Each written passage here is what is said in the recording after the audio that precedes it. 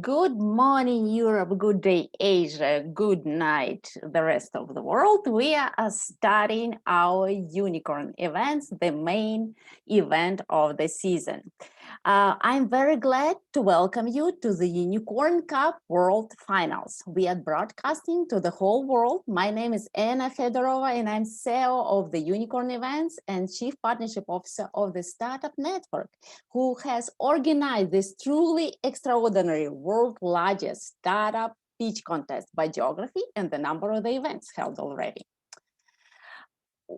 We are very grateful to our sponsors who made it all possible. Network VC California Seed Fund is the main center of venture activities.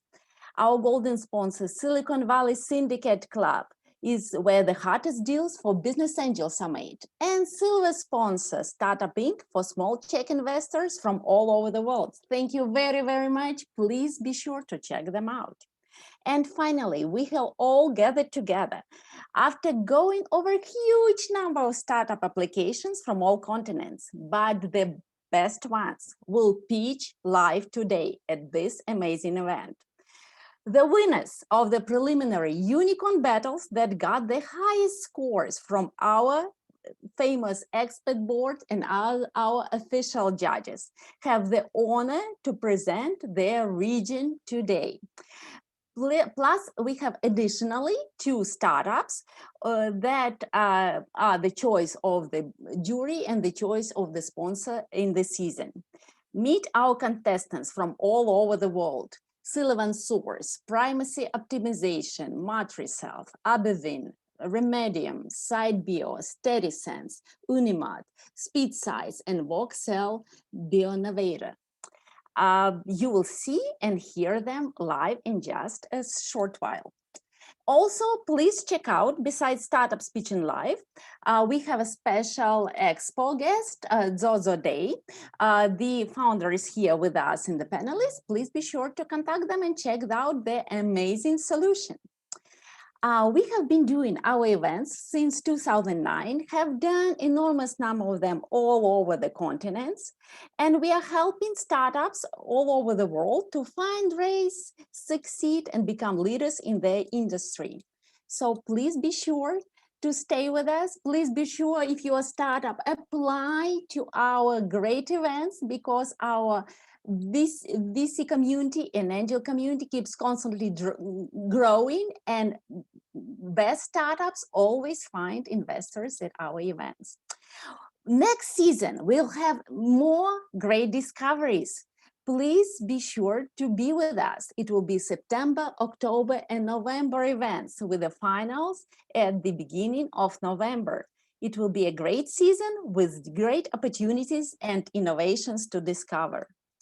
Not to miss out any unicorn events that are happening all over the world, and to get lots of insights from the VCs and life hacks, how to fundraise, how to become a successful startup, be sure to subscribe to our YouTube channel. Put like to the videos you like, and you will help startups all over the world to become famous and succeed.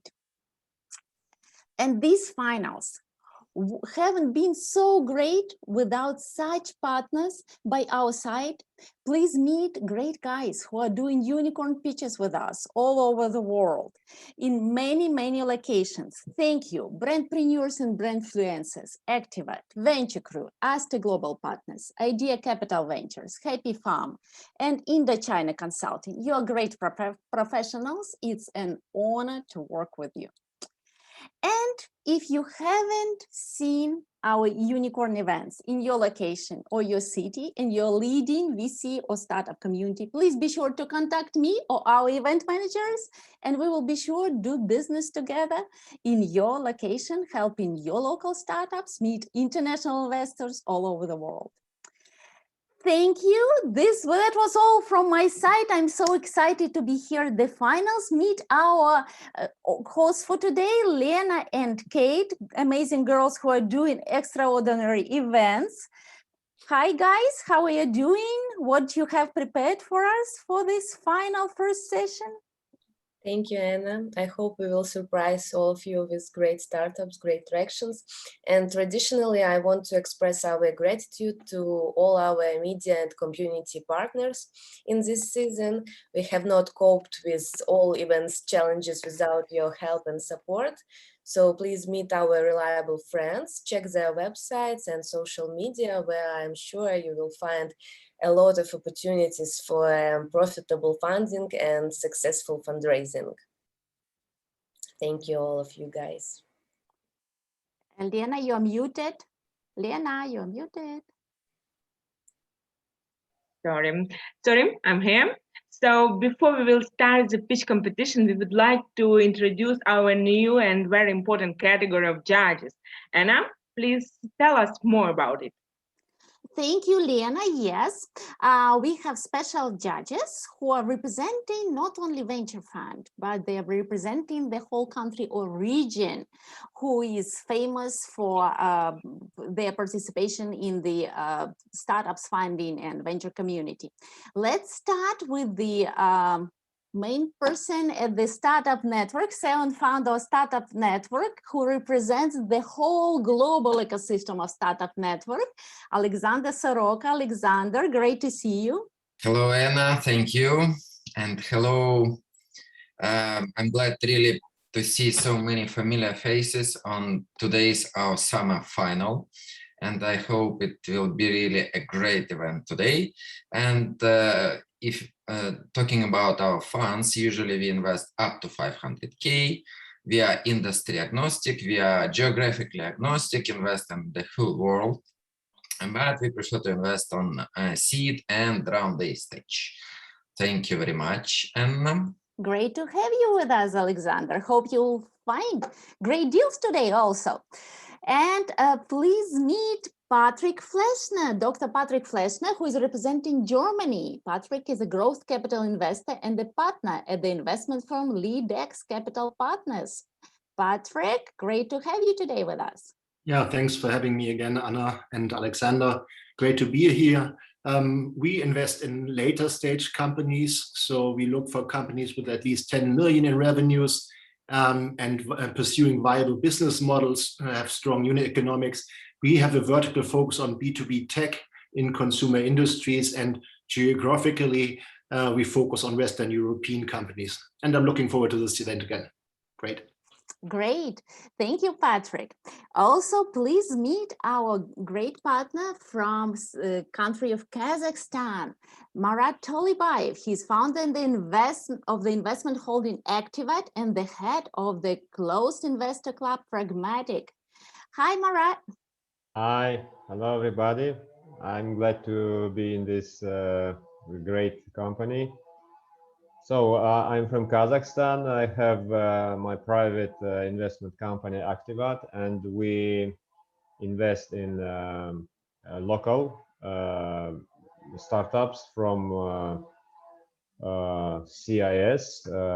I mean Kazakhstan, Russia, Ukraine, Belarus, and also American startups. We're looking for startups in early stage, and always and we prefer to invest in American startups with our colleagues from Startup Network. Great. Thank you, Marat. Thank Welcome. Wish you interesting pitch session today. And also, please meet our honored guest representing Germany, Pasha Bogdanov, who is the general partner of Almas Capital. Pasha, so glad to see you with us online. Hi, Anna. Hi, everybody. It's a pleasure to be at this event. Almas Capital is an early stage VC, not specifically German. We actually have a center of gravity in the US and have a European team, and looking to invest in global companies, usually with technology developed in Europe, targeting global markets, starting with US and then all over the place. We have been around for more than 10 years, and you invest anywhere between 1 million and 20 million per company. So if you have great opportunities for us, please send me a message. Thank you. Wish you find many great opportunities today, maybe. Also great to have you with us. And also please meet Mr. Nirhor Rahman, who is the CEO at Bangladesh Angels, representing Bangladesh today with us. Hi, Nirhor. Hi, Anna. Hi, everyone. Good to see you. My name is Neeraj Chor. I'm the CEO of Bangladesh Angels, the first and largest angel network in the country. We do pre-seed investments, sector agnostic, post-revenue between 100 to 400K tickets. And then we're open to investing, wherever a company is, but we are looking for companies that are actively looking to explore some kind of connection to Bangladesh. Looking forward to talking to you about it and looking forward to hearing the pitches. Wonderful. Hi, welcome, Nirjor. And also please meet our great friend from Japan, representing startup Grind Fukuoka. He likes to we call him Crazy John. Hi, John. Great to have you. Hello, everybody. Nice to see you. Thank you so much for inviting me, Anna, Kate, Alex, and Lena. Good to see everybody. I'm just back in our office gave a lecture in the university. Always teaching entrepreneurship and my passion to support entrepreneurs. And also we are advising VCs and CVCs. And we focus on deep tech, med tech, biotech. And also we are aiming to bring a SaaS business to Japan and Asia Pacific. And I'm also a visiting professor and a columnist of Forbes Japan. So love to interview you guys and best luck for today. Thank you. Thank you, John. Welcome. And also please meet our friend from distant Singapore, Sergey Filipov, who is, hold on a second, who is managing partner at Morphosis Capital Partners. Hi, Sergey, great to have you with us. Hi, Anna. Hi, everyone. Glad to see everyone here. I mean, a lot of familiar faces. I think these are like third finals for me that I'm already participating in. Yes, I'm a managing partner for this Capital Partners. We focus on early stage companies, but since we work very closely with couple family offices, big family offices in Southeast Asia, we can do a follow-on investments. We can invest from 250K up to 5 mil with the family offices, and some family offices even can follow on up to 10 mil. So we focus on early stage digital investments, a lot of fancy stuff with a tech plus in it. We focus on Southeast Asia, but we do also invest in US and Europe. And we already have a couple of companies in our portfolio and even one unicorn that we helped to push into family offices portfolios. So happy to be here. And well, that's the best startup win, let's see. Thank you. Thank you. Wish you many more unicorns. And please welcome Mr. Steven Young, who is, hold on a second, I cannot find the right slide, who is our friend from Hong Kong. He is managing partner at Glocal LLC. Hi, Stephen. Great to have you with us. Hi, how are you? I'm dialing in from Hong Kong, Asia's world city, where it connects many millions and billions of dollars with wonderful ideas across the region and the world. And I'm very happy to be part of the panel of distinguished judges and look forward to see the different pitches. Have a good one. Thank you. Hi, Stephen. Welcome. Thank you. Also, please meet Mr. Umar Sheikh, who is our friend from Pakistan. He'll be representing this region because he's founder and CEO and partner in Arazi Ventures. Hi, Umar. Hi, Anna. Thank you.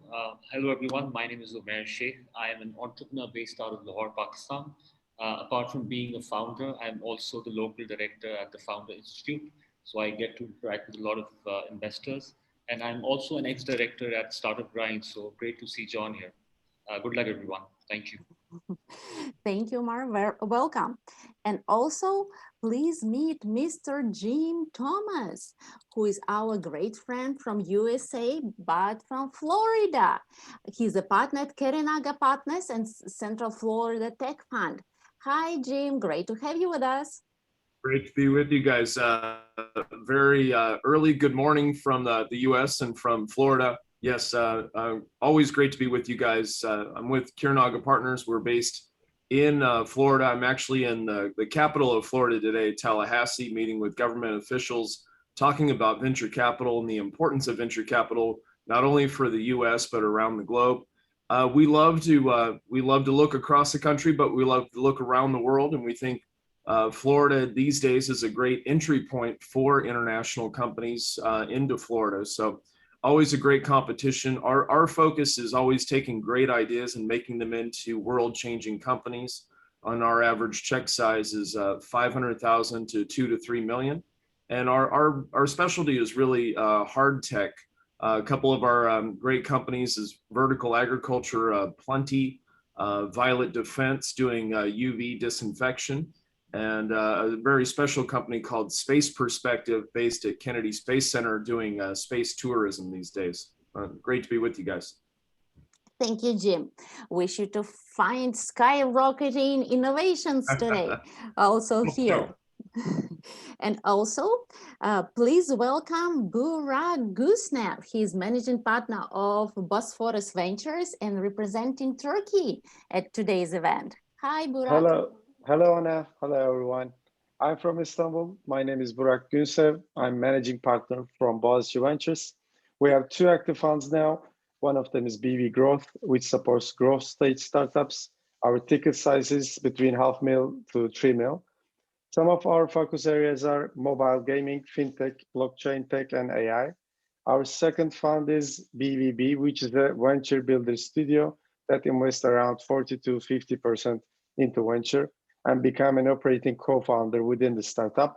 Thank you again for this great organization. Thank you, Burak. Welcome. Wishing you great event today. And meet Mr. Rico Pang. He's managing director at Sanctum Ventures, representing Malaysia today. Hi, Rico. Hi, everyone. Thank you for inviting me. I'm actually in Dubai still. Haven't gone back to Malaysia yet. Sanctum Ventures primarily invests and incubate the tech ventures. Our ticket size range from 100 grand to 2 million. We primarily invest in the fintech, also blockchain technologies and ICO projects incubation. Thank you. Thank you, Rico.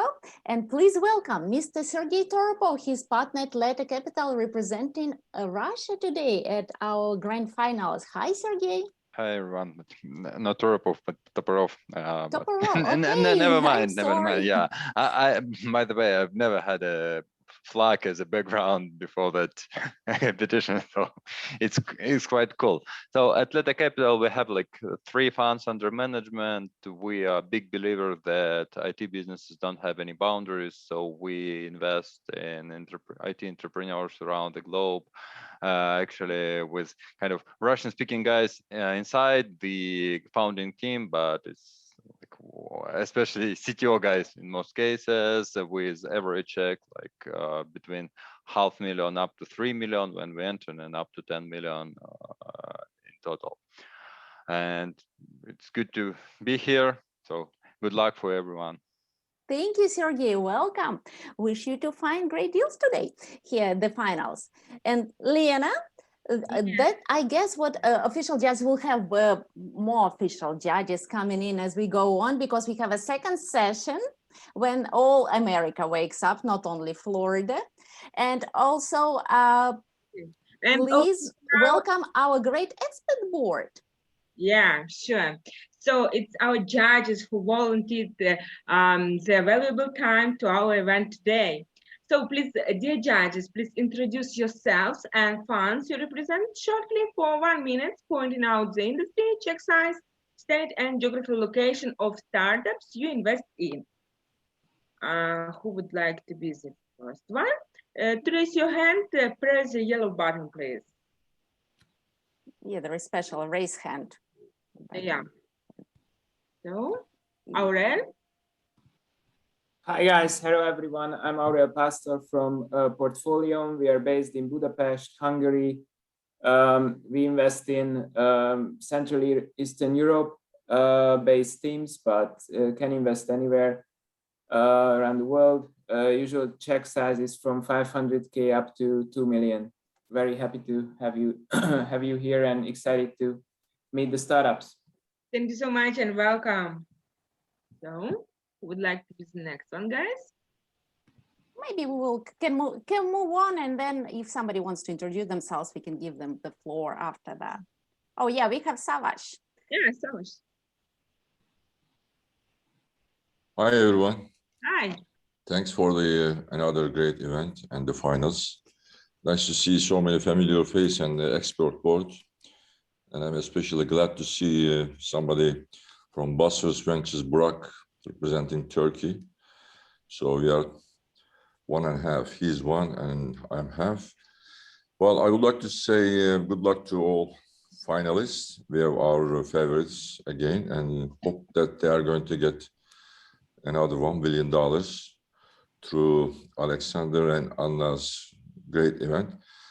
But I'm here for a specific purpose that Anna invited us for Antarctica event. So I'm looking forward to go to Antarctica for startup event. Anna, don't forget.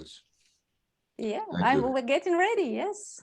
By the way, we are based in Toronto and our ticket size is around 50 to 500,000 Canadian dollars.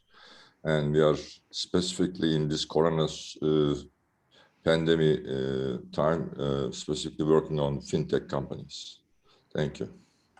Welcome. Sarah? Okay. Anybody else, guys? Okay, so Kate, let's continue, please. Thank you. So someone actually. Please mute everyone, but Kate. So how are we going to move on? Now each founder will have 3 minutes for pitch and 5 minutes for Q&A session. We advise not to mention any fundraising out loud because we are broadcasting all over the world and some countries may have restrictions in this regard. For this reason, you can use chat, public or private here on Zoom, or just ask some judges for their emails. So let's not waste time. Please meet our first startup for today, Matricelf from Israel. He is the winner of Unicorn Battle Middle East and Africa. So I wish you good luck. If you are ready, we can start. You're muted. Please unmute yourself. Yes. Yes, hi, good morning, and thank you very much for having us, opening this amazing event. My name is Asaf, and I'm the CEO of Matricelf. We are a company that is developing a platform for autologous 3D printing of tissues and organs. The problem that we are trying to solve is quite bothering. Every 30 minutes, somebody in the world dies while he's waiting for an organ transplantation.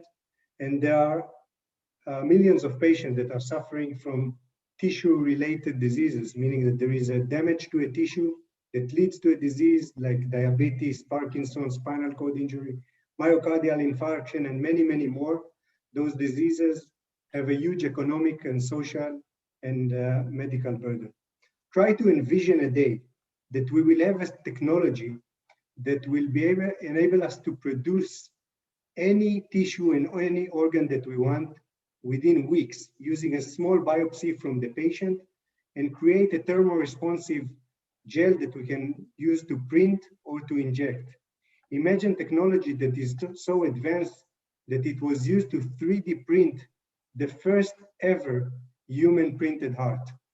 Well, I'm lucky to say that imagine anymore. We are Matricelf, and this is exactly what we do. We are a biotechnology company, and we are in the area of tissue engineering and regenerative medicine. And we actually print and produce 3D tissues and organs. We already know how to produce cardiac patches, for myocardial infarction. We already know how to produce dopaminergic implant for Parkinson's disease. We also produce orbital implants for age-related macular degeneration. And in April last year, we even printed the first ever human printed heart that we are actually teaching how to function. The main goal of Matricelf is to develop a spinal cord implant for people that has a spinal cord injury, like Yariv in this picture, who said that humanity succeeded in reaching space, but the 2 centimeters that are missing in his spine, nobody ever managed to create. And Yariv is not by himself. There are thousands of patients suffering from spinal cord injury with irreversible loss of motor, sensory, and autonomic function, and very expensive disease. And we basically do exactly the same. We create neural implants, and when we tested them in animals, you can see that the rats are not moving, they're limping, and when we used our technology, they are moving fast. And we are currently planning a first human clinical trial in 2024. We have a great team and an amazing technology. With them, we believe we can regenerate the future of medicine and make people walk again. Thank you very much. Thank you, Asaf. Great pitch. So it's time for Q&A, and Alexander raised hands. Thank you. Do I understand correctly that your first product and your first revenue will be approximately in 2024? The first human clinical trial will be in 2024, meaning that the first revenue will be later. But we chose spinal cord injury because since it's a non-curable disease, we believe that we can start doing compassionate treatments earlier than 2024. And this is why we chose specifically the spinal cord injury as the first indication. And what is your country of incorporation? Sorry? Where is your startup incorporated? In Israel. Israel, okay. Thank you very much. thank you, Alexander. Jim, your question, please. The future has arrived. This is amazing technology, and we knew that we would get there someday. Can you talk a little bit about what's proprietary about what you have and how you can protect that? Sure. So we have 2 patents on the technology. We use an omentum biopsy. It's a fatty tissue that covers the intra-abdominal organs. So we have a proprietary know-how how to create the hydrogel from this organ. And also we have a patent on how to create micro implants that we're using in the implantation, and 2 more patents that are on the way for specifically for the spinal cord indication. Thank you. Thank you. Any other questions? Okay, so Kate, let's continue. Thank you. Thank Next you. one is startup number 2, Eunimart from India, the winner of Unicorn Battle Asia. Shayak, are you ready to shake this floor? Hello. Hi. Can you hear me? Yeah. Okay. Let's start and good luck. Thank you. 1.8 million businesses are likely to shut down by the time this pandemic gets over. And that's not because they don't have the right products. It's mainly because they're finding it difficult to adjust to the new normal and sell on e-commerce. COVID has given e-commerce very strong tailwinds. There has been an explosion of people buying online. McKinsey says 52% of all brand sales will come from e-commerce by 2025. That is a whopping 3 times growth in 5 years. Yet, most brands agree that this is the biggest problem that they need to solve today. If a brand really wants to start selling on a single channel, Shopify or Amazon would be their best bet. However, most brands today sell on multiple channels of sales to maximize their revenues. As the number of channels of sales increases, the complexity increases exponentially. That is why we built Eunimart, to help the brands to sell on all channels of sales, from Shopify to Amazon and more. I'm Syte. I'm the co-founder and CEO of Eunimart. I'm a retired officer, Indian Navy, and an INSEAD MBA. In my last job as a managing director of cross-border e-commerce at Rocket Internet, I helped thousands of businesses from LATAM, Africa, South Asia, and China scale their businesses across the world. At Eunimart, we help brands to sell on 25 channels across 100 countries through one platform, helping them to increase their revenues by 2 times and reduce costs by 35%. Our SaaS platform takes care of everything that is core to the brands: e-commerce, shipping, supply chain, and marketing solutions. We use artificial intelligence to predict sales, optimize pricing, images, content, etc. We have raised $2 million in investment, currently working with 200 businesses, and have $400,000 in annual revenues. We have 50 plus key partners from across the globe who we are integrated with. Our main revenue model is SaaS. However, our scalable revenue model is a commission model, which we introduced lately and is showing high promise. Our AI tools save the merchants 7 to 12% in costs and helps them to increase their revenues by 35%. Eunimart is not a channel of sales like Channel Advisor. Sorry, Shopify. Our main competitors are Channel Advisor and Pitney Bowes. And the biggest difference between us and them is that they're legacy platforms not supported by artificial intelligence. Even marketing is driven manually. All of this makes it very difficult for smaller companies to use their services.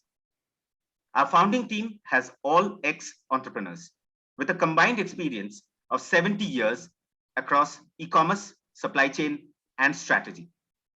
We understand the pain that these small businesses face, and we are passionate to help them to succeed.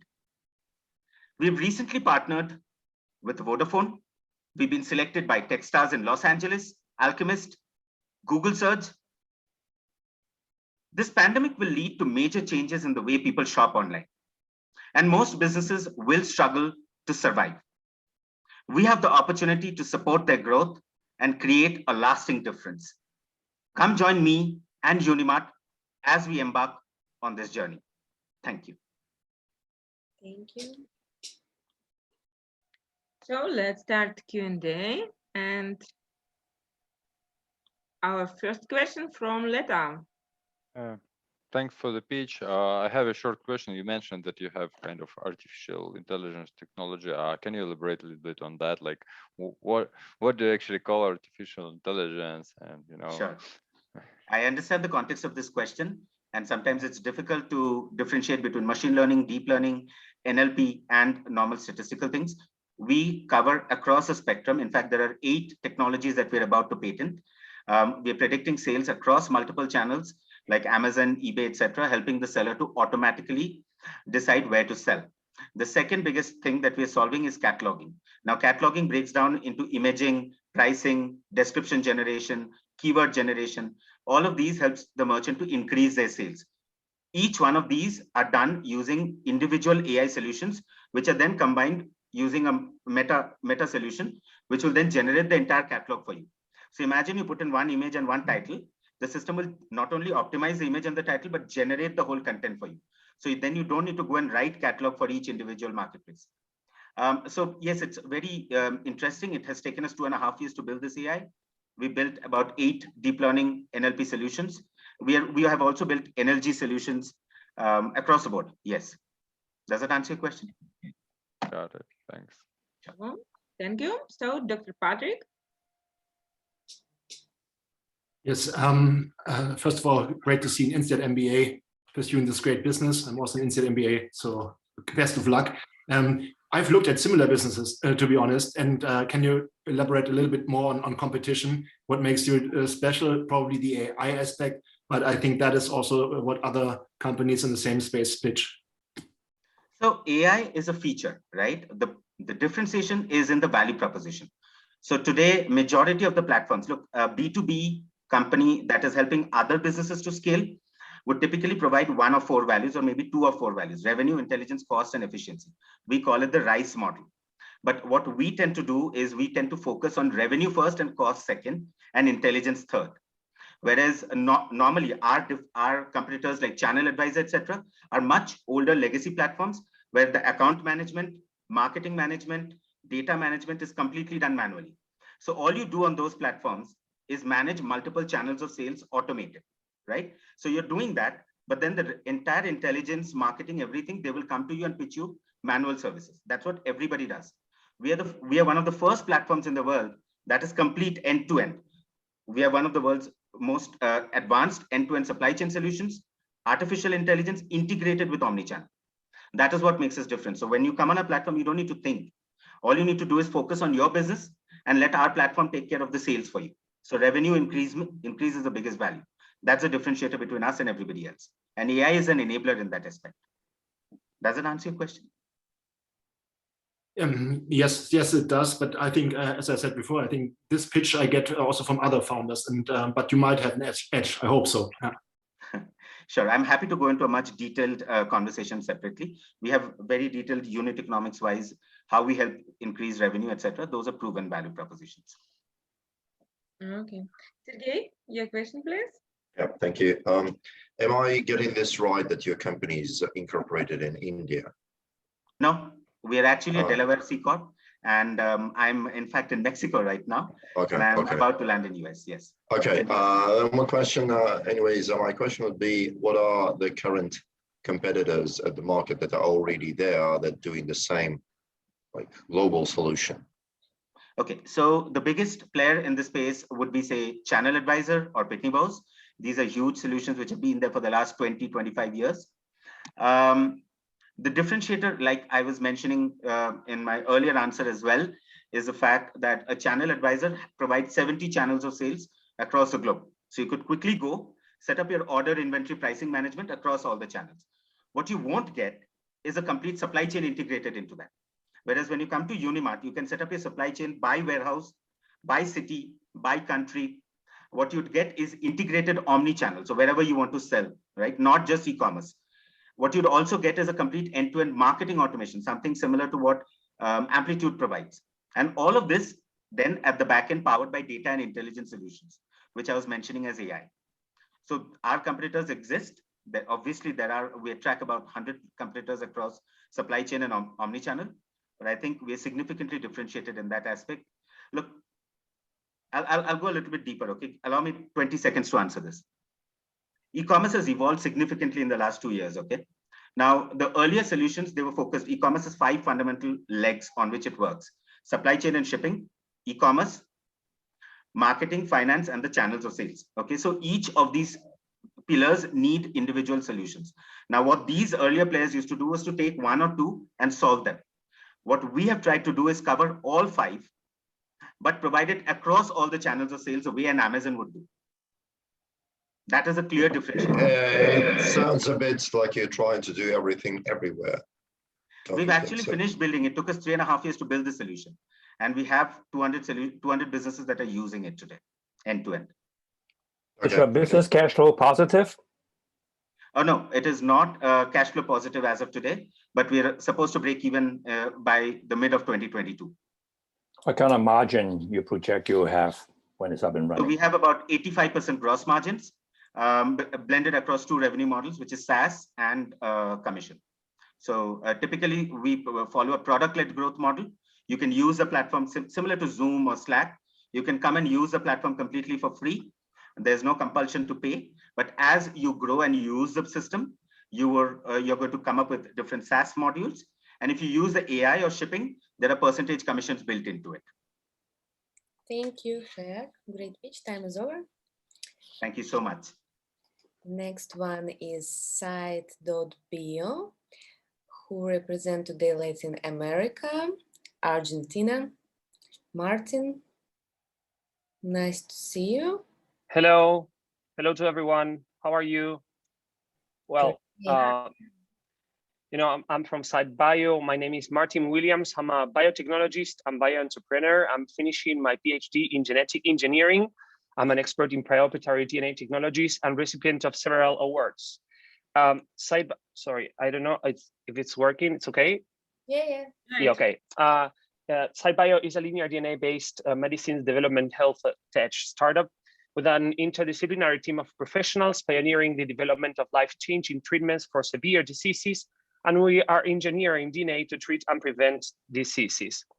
What we do, conventional therapeutics are based on proteins or parts of viruses or inactivated viruses, so we use DNA for our therapeutics. And we believe that enhanced or engineered DNA will be the future and the ultimate solution that will be available in 2030. Well, what we do, our technology, we use a genetic platform. We develop a linear DNA molecule that is capable of entering the cells with much efficiency than linear DNA molecule. So Syte.L is a novel DNA gene delivery platform for personalized reducible genetic vaccines and therapeutics that is safe, durable, and accessible for patients worldwide.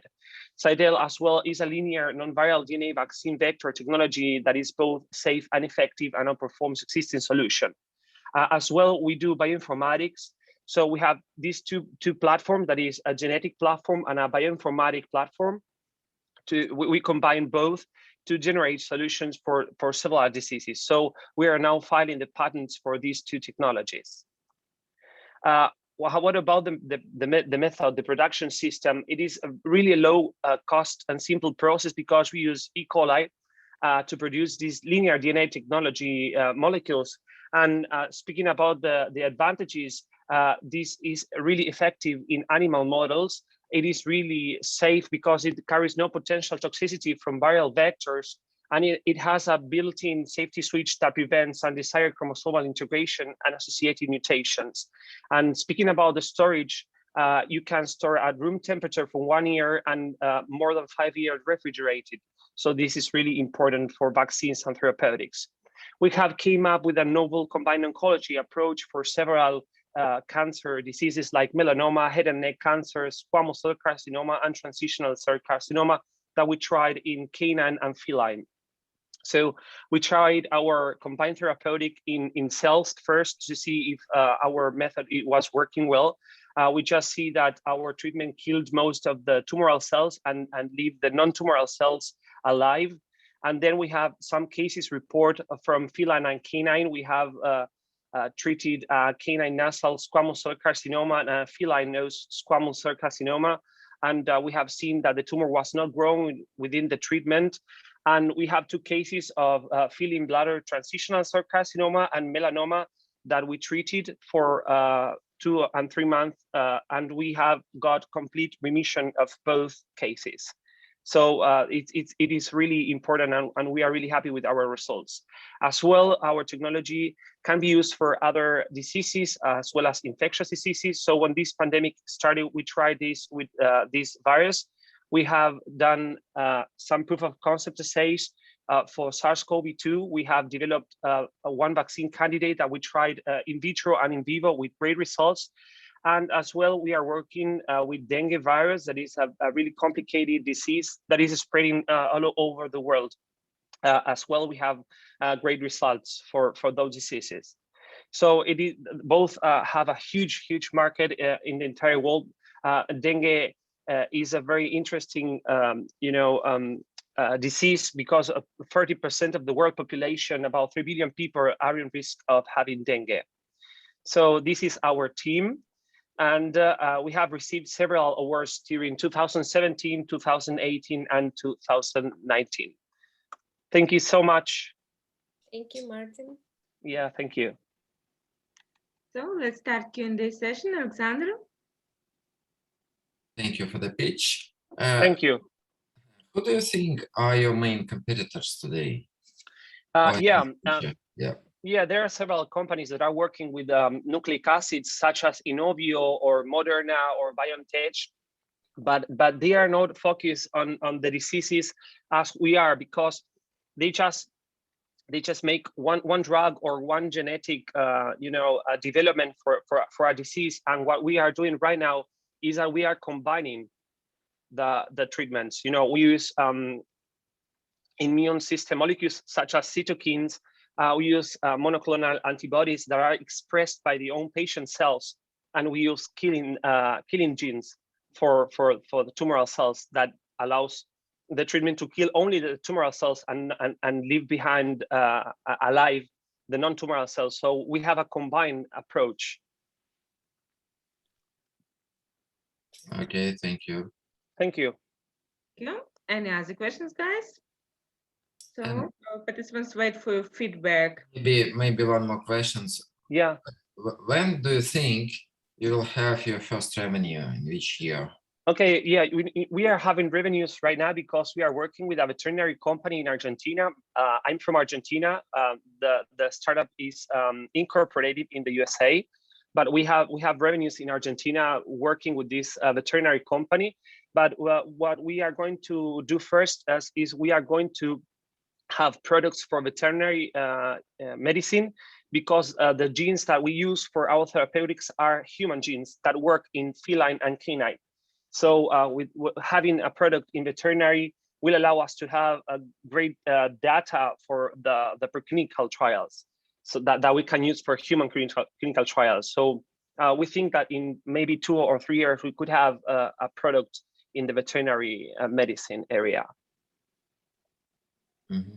Do you have some other investors already who invested before? We have an angel investor, and the company that we are working for in Argentina has invested, not that much, but they have invested in us as well. Okay, thank you. Thank you. Thank you. Any other questions, guys? Any other feedback? Okay, so let's continue. Thank you. Thank you. Great pitch. Next one is Sylvan Source, who became a winner of the Unicorn Battle Silicon Valley. Check, maybe you are muted. Please introduce yourself. Can you hear me? Yes. Okay. Laura, am I right? Yes. So full screen, please, and let's start.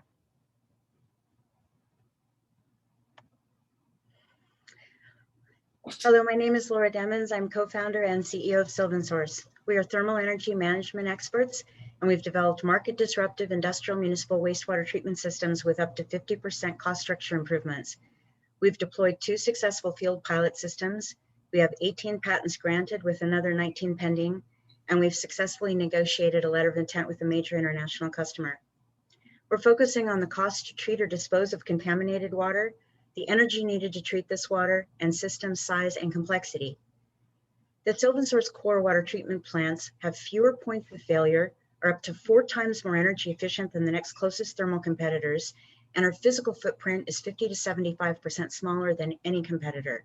We've been independently benchmarked at 40 to 50% lower CapEx and OpEx compared to all competitors for all industrial applications benchmarked to date. We provide a multi-stage thermal evaporative system with proprietary thermal transfer systems. So everyone else uses conventional heat exchangers. We do not. Our physics are different. These physics drive more energy efficiency, which creates a much lower CapEx and OpEx profile. We'll be selling direct to customers, providing engineering services, equipment sales, and support services. We will negotiate contracts delivering 40% or greater gross margins.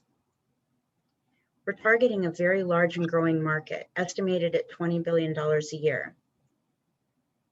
These are examples of market sectors that we're targeting. And right now, it looks like we're furthest along in metals, chemicals, and refining, although recently we've made excellent progress in the mining and semiconductor sectors as well.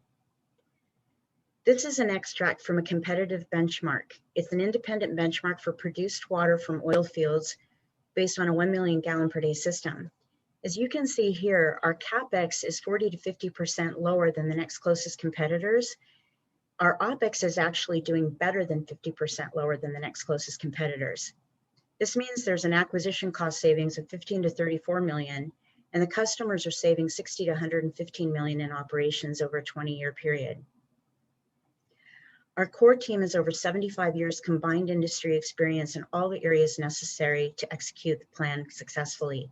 Of course, we'll be hiring critical new personnel as we move forward in time. We're expecting revenue to be 284 million by year 4, and year 1 of this forecast begins upon close of our next financing. Installations start out at 2 systems, and by year 4, we're delivering 9 plants a year. The way that we reach these revenues is we're starting out with smaller systems, pilots really, that are deployed at about 2 million per system, but the customers are only doing the pilots so that they can move to the larger scale deployments. Those larger systems are priced higher and have higher absolute margins. And those prices are going to range from 6 million to really 104 million per plant. Thank you for listening to me, and I hope you'll be interested in learning more about our company. Again, thank you. Thanks a lot, Laura. So, and now time for questions and for feedback. So, dear judges, please give your feedback and help our startup to become better. So, Dr. Patrick? Yes, thanks for the pitch, very impressive. But I understand you are pre-revenue still, right? Yes, we are. And you have the letter of intent, yeah? Go ahead. We're pre-revenue and we've raised 15 million to date. Okay, and the LOI is a potential customer? The letter of intent is for a large multinational customer that's not based in the United States. Okay, and the revenues that you can get out of that customer, what do you think?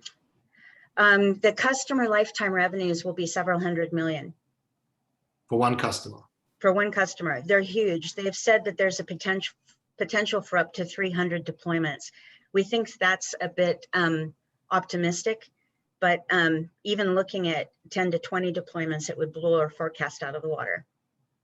Okay, and the letter of intent is signed, so you think you will get the contract signed as well?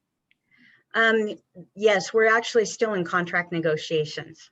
So we're moving from intention to contract. We're in that stage right now. That is a good direction. Yeah, I think so too. Next question from Sergey. Yeah, thank you.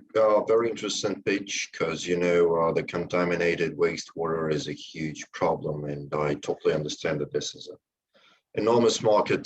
The moment you get 1, 2 clients, then everything goes well. And I'm a bit concerned about how long does it take to sign up a contract in this space, because I assume they are very slow moving.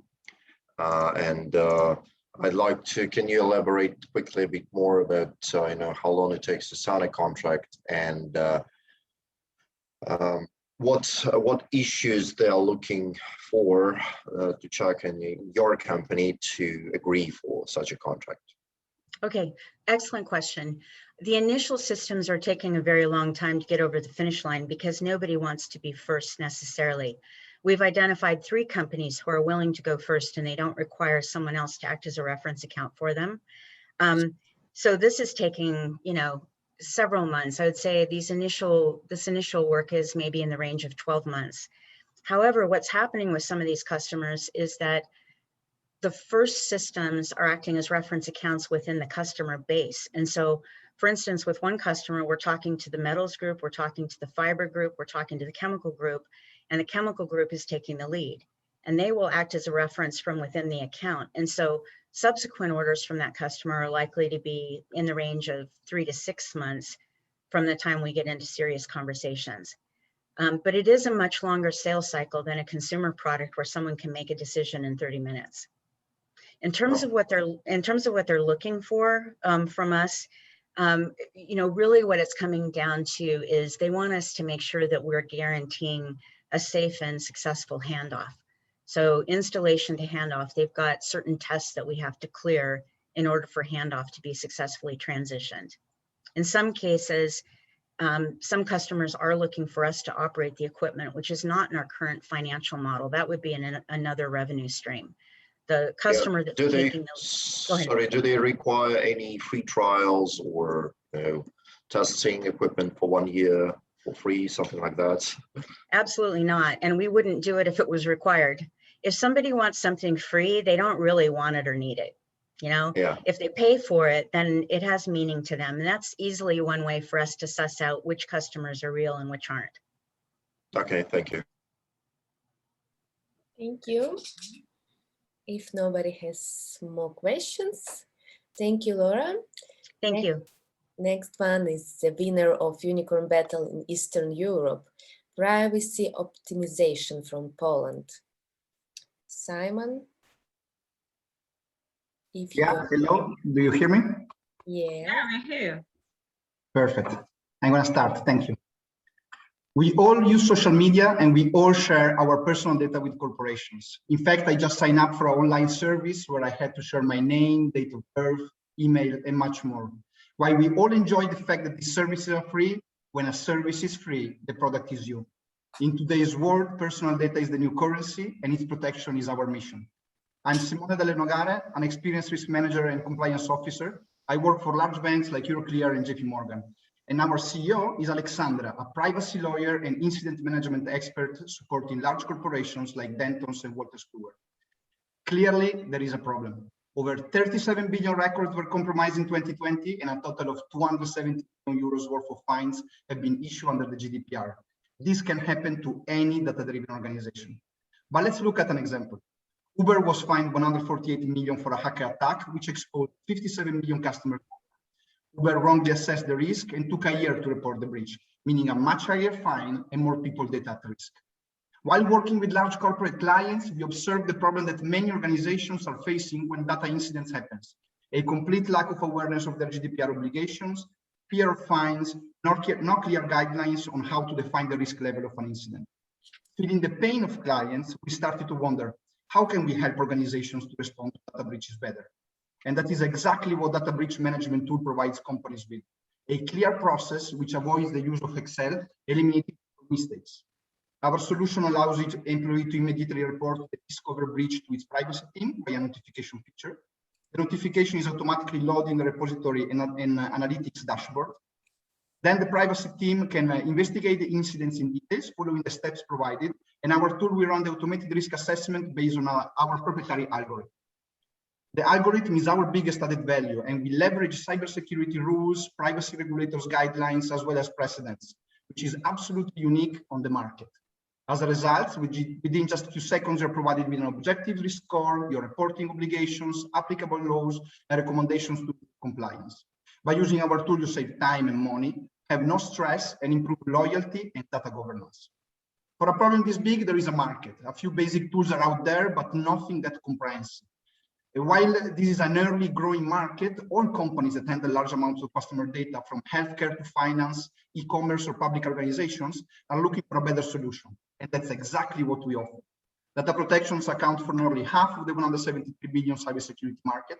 And with our SaaS subscription-based model, we are targeting at least 1% of the market. Our product has great traction for its age.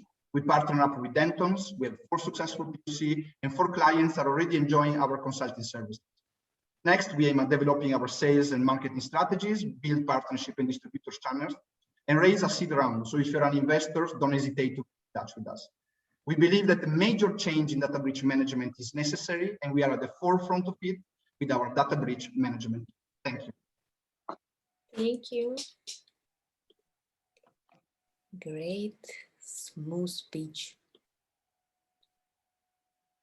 Dear judges, Sergey Toporov. Yep. Thank you for the pitch. I have a question about your target market and ideal customer profile, like who's your ideal customers, and how to approach them, and do they actually feel the need? Yeah, that's a really important question. So the target markets, at the moment, we are ready for all the EU and for all those organizations that are managing private data of EU citizens. However, we have intention to expand to other regions. We are looking also at the US, but they have 51 different laws in each state, which makes it really, really challenging. But we may solve the issue covering the California laws, which is the most conservative, for example. And then we have also intention to look at Canada, at Asia, and so on.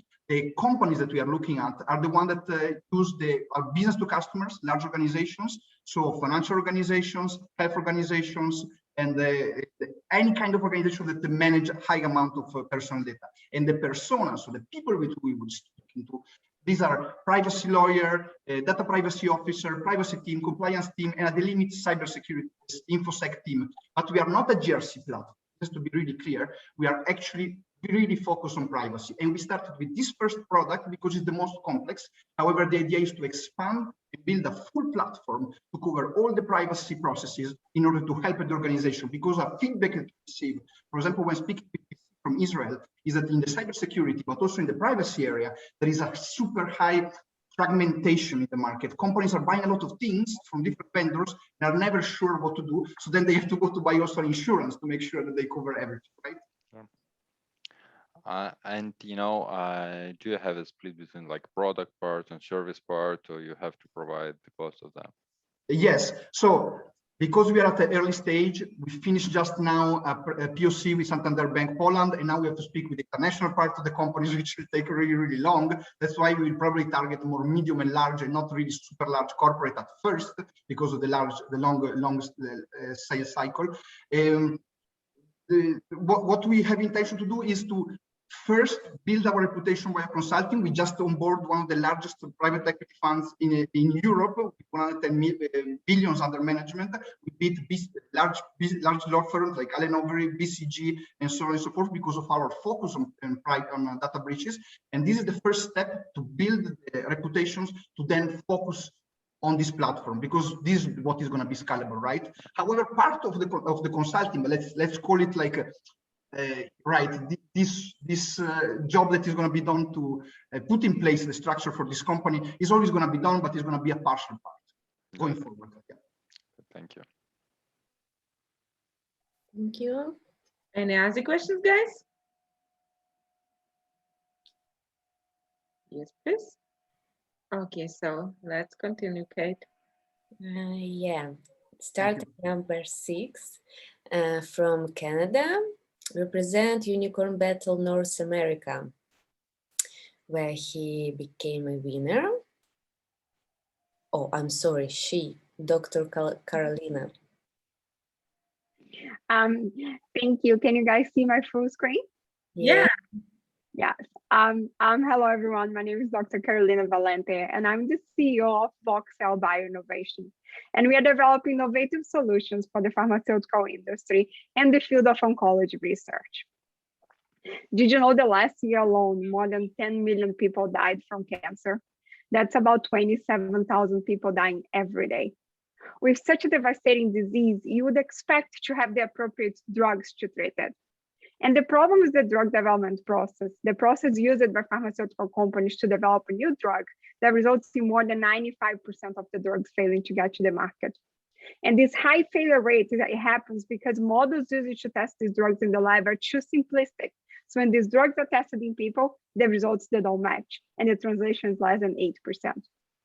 But VoxCell has the solution. At VoxCell, we are 3D bioprinting cancer tissue models, so pharmaceutical companies can test their drug candidates, creating more consistent results and allowing drugs to hit the market sooner. We are the first company in the world coupling a high-resolution bioprinter that we have assembled with a vasculature generation software. This software is our trade secret, our secret sauce, and allows us to print tissue models with blood vessels, truly mimicking the human body.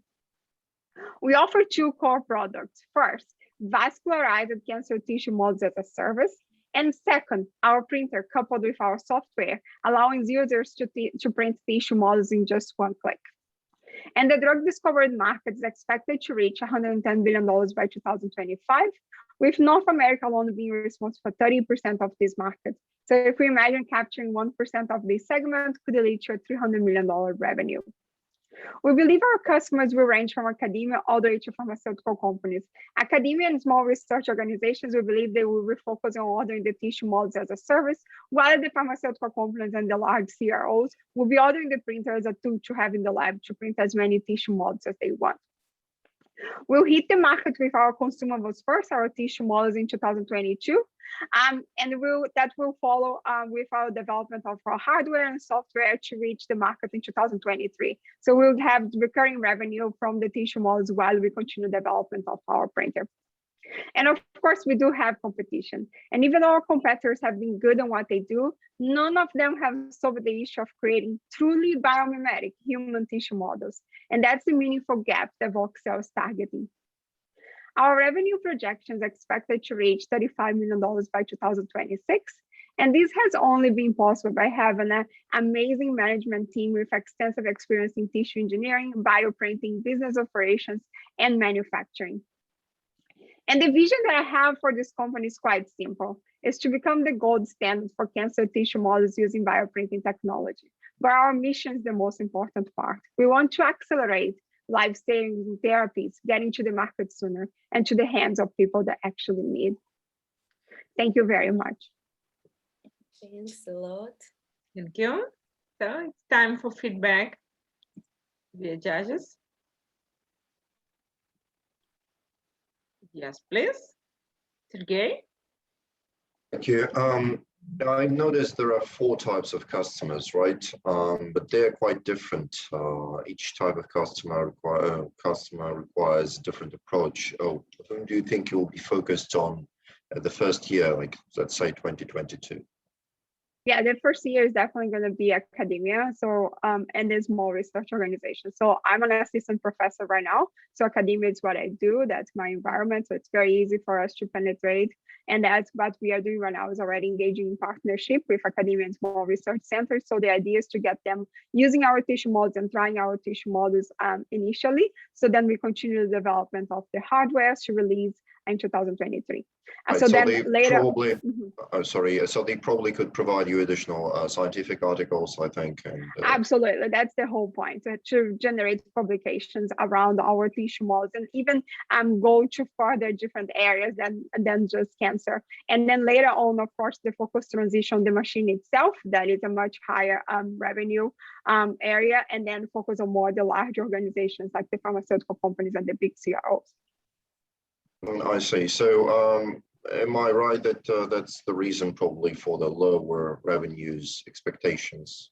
In the beginning. You first go into academias and they are not very paying customers. Exactly. Mm-hmm. Okay, then the question will be, what is your expected burn rate every month for 2022, let's say? I mean, just not the exact number. I just want to understand the range, how much you will be spending, because probably you'll need to invest additional money into equipment for academias. Maybe they will not be paying full, something like that. Yeah, so definitely. So for 2022, we are raising right now, and the money that we need is accounting for a burn rate that is between $200,000 to $250,000 a month. $250 a month. So they probably like about 3 mil a year. Okay. Exactly. Okay. And that's starting from this point or 2022? It's starting from right now, so it would be would be an 18-month. Yeah. Okay. And your current the last question: how much money you have before the investment left in your pocket for the runway money? Yeah. Do you so have? We raised about $400,000 at this point in grants and other monies. At this point, our burn rate is very low. Our team is not full time yet, but once we bring everyone full time and continue the development of the hardware, that's the burn rate that I'm telling you. That is about $200,000 to $250,000 a month. Right now, we have in the bank and ready to go close to $100,000, and then continue engaging in more grants and raising more money. Okay, thank you. Thank you. Okay. Any other questions, guys? Burak? Hi, are you making money from bioprinter itself or the consumables? Ideally, we are going to be making money from both. We are pre-revenue right now. Releasing the tissue models first as a consumables, it's because we don't need the printer to be in the final version. We have the printer operational in the lab right now. It doesn't look as pretty as it should be for a final consumer, but it's printing tissue models. And developing hardware is the expensive part. That is the time consuming and money consuming.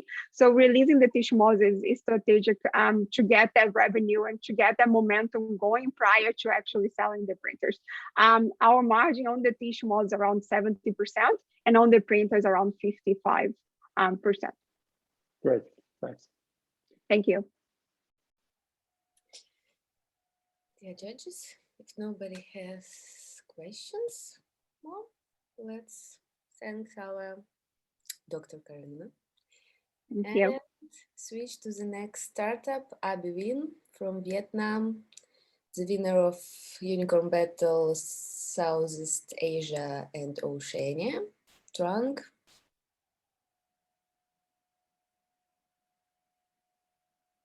I remember your emotional pitch at the previous event. I hope you will repeat your previous success. Okay, so can I get started now? Yeah. Okay. Hello, everybody. Let me introduce myself. I am Chang Wu, an External Relation Manager of Abivin, an AI-powered logistic optimization platform. So targeting the ASEAN market, we noticed that we have many pressing problems about logistic operations.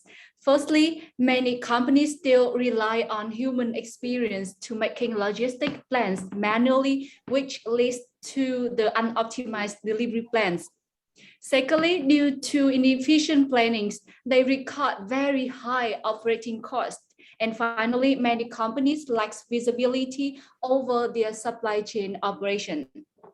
And understanding all of those pain points, Abivin built an AI-powered logistic optimization platform. The platform consists of two parts: a web application for managers and mobile app for drivers with 4 main features: delivery route optimization, 3D loading optimization, intelligent dashboard, and transport management.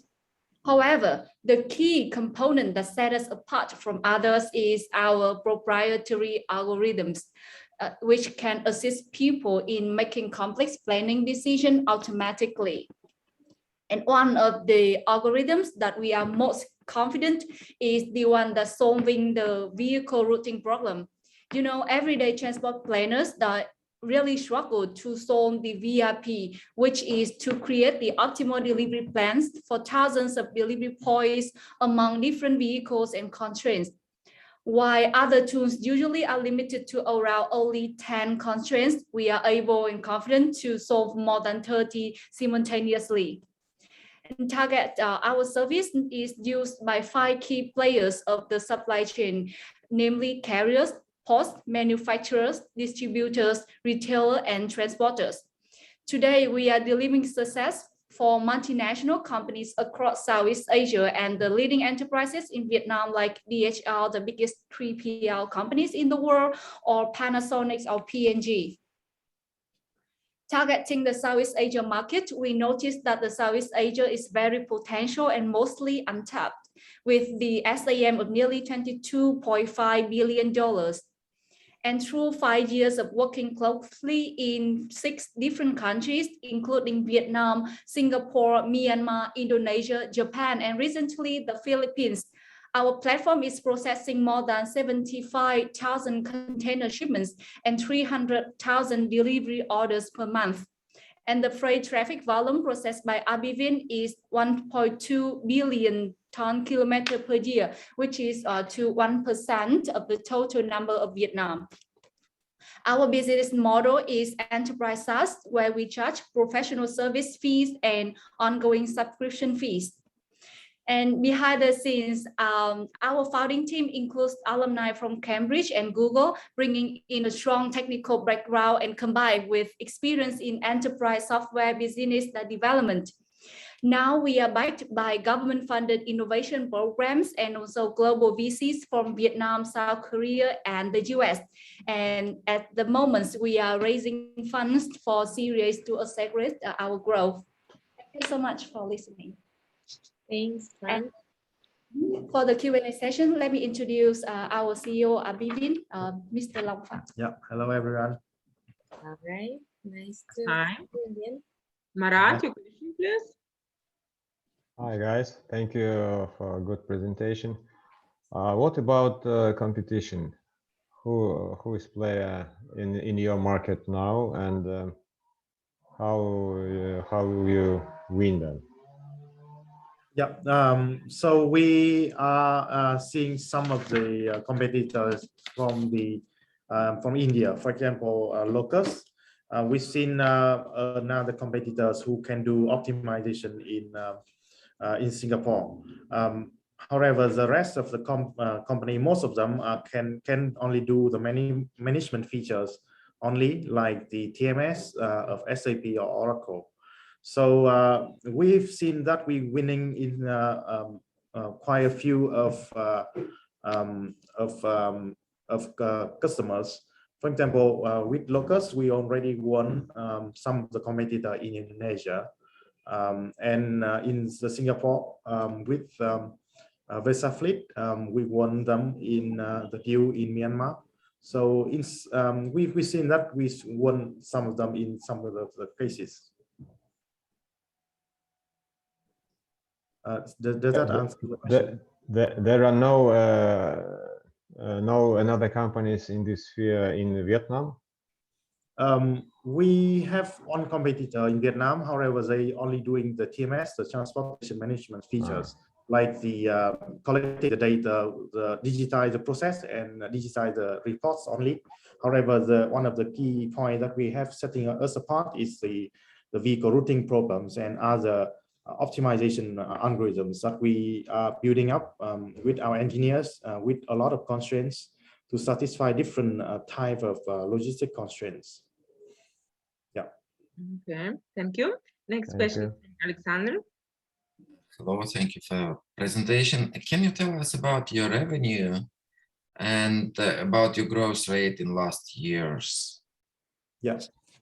So currently we are on the right track to having ARR of about 500,000 by the end of this year, and the total revenue we are aiming to have at the end of this year is about 500,000, and this revenue would be about triple of our revenue last year in 2020, and in 2020 we already achieved a positive growth compared with 2019, although we was hitting by the COVID severely. Yeah, and the aim for the growth for the next few years, for the next 3 years, would be about 3x every year, so that by 2027 we can achieve at about the ARR of about 100 million, following the SaaS model and growing at the T2 D3 model. Thank you. Thank you. Yeah. Umair? Hi, thank you for the pitch. I just wanted to know how much money have you raised so far? That's my first question. And my second question is that the amount you plan to raise in Series A, do you plan on expanding further into other countries, or do you want to establish your business in the existing? Yeah, thank you for your question. So we have raised so far about 1.5 million. After the seed and the pre-A round, two of our investors, one is from South Korea and the other from the Silicon Valley, and we are raising 5 million this round, and we are intending to spend about 50% for the R&D development. So the R&D development is right now we are very strong on the intra-city model. And then by the end of this year, we will be deploying the intercity model with Panasonic or DHL. So the R&D would be for us for in the next 2 years to implement the international and inner city model. The inner city model is like the Grab or Uber model. You deliver with the matching, On the other hand, the international is where you will matching the containers with the ships or the tractors. The other half of the 5 million we've been spending for expanding the sales team remotely in the Singapore or Indonesia. These are the two markets where we see that we can sell higher than in Vietnam. And also we've seen at least about 20% of each of the market in our market share at the moment. So our market share right now is about 50% from Vietnam, 20% from the Singapore, 20% from Indonesia, and the rest from Japan, the Philippines, and Myanmar. Yeah. Thank you. So I hope I answered your question. Okay, thank you. So, any other questions, guys? Sergey? Yeah. Thank you. Right. Yeah, I mean, the last time when you won the Southeast Asian battle, that was like project was more than enough to secure the first place. But right now, my question would be, what do you think the bottleneck is, the main bottleneck for not raising enough, not having enough profitability margin? I mean, sounds like really business where the margins are quite low and the competition is very high, and the companies are very sensitive to every dollar they spend. So what do you think are the main reasons for, what are the main obstacles in raising the profitability margin for you? Right. Thank you for your question. At the moment, I think we are looking for the expansion first. So the purpose of the system like this is that we have something called like core logistic, similar to what you have seen in banking, what is called core banking. So I've seen that the logistic industry right now is quite fragmented, and a lot of different companies doing technology, and they're doing different ways on different segments. And for that reason, at the moment, we need to focus on standardize the logistic in each of the segments. And for that reason, our current market is that so that we can expanding all of the good flows that going through from the ports to the distributor, to the manufacturer, to distributor, retailer, and then to consumer. We need to capture all of that good flows, and then we will use the optimization algorithm to lower down the logistic cost at about 20%. So our profit margin will be coming from there. So our solution is actually a reducing cost solution. And if we can reduce about 20% of the logistic cost, then we are entitled to claim at least about 2% of the price that we can of the value that we bring to our customer. So if you can think of it as multiple of the GDP, multiple with the 20% of the logistic cost we can save, about 10% of the value we can save, and then about 30% of the market we can achieve. Then you will see that we still have a huge potential revenue that we can achieve in a big market with a lot of population. Okay, got it. Thank you. Yeah. Thanks, guys. Time is over. Let's continue. Thank you very much. Thank you very much. Thank you. The next one is 30 cents as the winner of Unicorn Battle Western Europe. Natalia represents Austria today.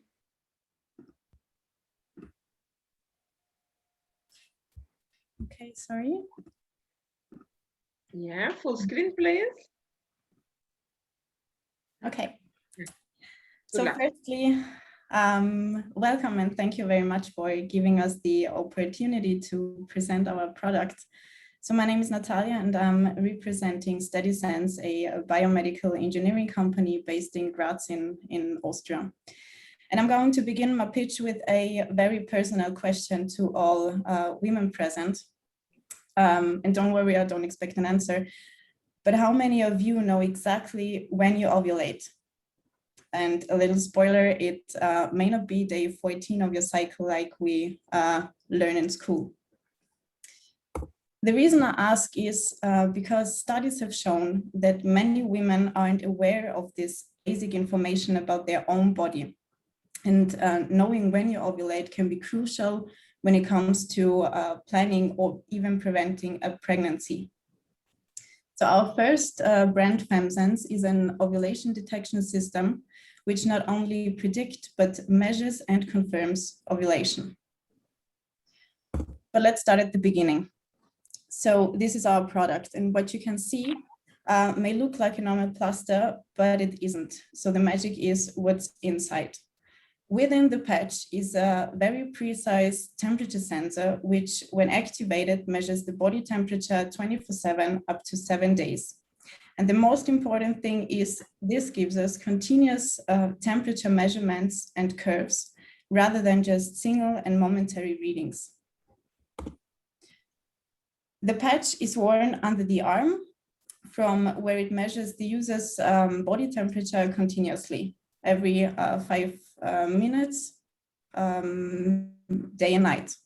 So the temperature readings are stored on the patch until they are accessed using NFC, for example, a smartphone. The first product we brought on the market was FemSense, an ovulation detection system based on the well-known temperature method used by generations of women to plan or even prevent a pregnancy. The science behind the temperature method is solid, but up until now, it has been very time-consuming and difficult to use. And FemSense takes all the hard work out of it, doing the measuring, the charting, and the interpreting. Our next product, for which we just got our medical certification, is SteadyTemp, a smart thermometer. SteadyTemp is different to other thermometers in that it is not only very precise, but again, we have this continuous measurements and continuous temperature curves. So with SteadyTemp, we have not only the information how you feel right now, but how was your temperature during the night? Did you have fever then? SteadyTemp can be used as an early detection of infection, as a diagnostic tool, or as we saw on Corona, for protection of workforce. Looking to the future, temperature curves can be very important as a diagnostic tool. I don't know if you knew, but each individual infection has its own temperature curve. So our system can help to identify diseases faster based on that curve. Our journey so far has given us a huge amount of women cycles and data we hope to analyze soon for the benefits of all women around the world. We hope that some of you might join our continued journey exploring the full potential of continuous measurement. Thank you. Thank you, Natalia. Okay, judges, we are waiting for your... All right, your question, please. Yeah, Natalia, as I understand, the principle of work of this gadget is very easy. It's just thermometer, diet of thermometer, and and second thing is NFC marker. Yeah. So it looks that many companies, many startups can do this after you, and you can face many competitors on this stage. How do you think? Yeah. Our system is for single use only, right? Because it is much hygienic than a system which can be used several times, for example. And it is not that easy to copy the system, for it takes a few years to develop the whole system, and it costs about $5 million alone for developing the chip with the sensor. Can you protect your idea with some patents? Yeah, of course, we have a patent. Yeah. You have already. Yeah. Okay. Thank you. So, Umair, your question? Yes, I just had a question regarding, you mentioned 2 different products. So I wanted to know if the hardware behind both products is the same, because you're essentially just monitoring the temperature. Yeah, it's very similar. FemSense, our first product was up until a few weeks before only for women who are planning a pregnancy, right? So we have developed the product a little bit, and it can now be used as a cycle tracker or as a fertility tracker. So not only for women who are planning a family or plan to get pregnant, but also for the opposite. And the goal is to establish FemSense as a contraception tool. And the other product you told is a smart thermometer. This one can be used in every area. Either it is a medical environment or for a home application. It only needs a smartphone and the patch. Both systems. Yeah. Okay. So Jim, your question, please. Yeah, it's great, great technology. Could you talk a little bit about user acquisition cost and how you plan to get the users and get it into the market? Right now we are focusing on the German-speaking countries. We had revenue up until the second lockdown, but only with FemSense and before the update of the system, between 30 and 40,000 euros per month. So with developing this system and with SteadyTemp, the market is huge, let's say like this. And we only did a sale online via our own online shop. Thank you. Thank you. Aurel? Are you planning to use any other channels, maybe pharmacies or other channels that could boost your sales? Yeah, of course. Yeah, that's the plan actually for both products. Yeah.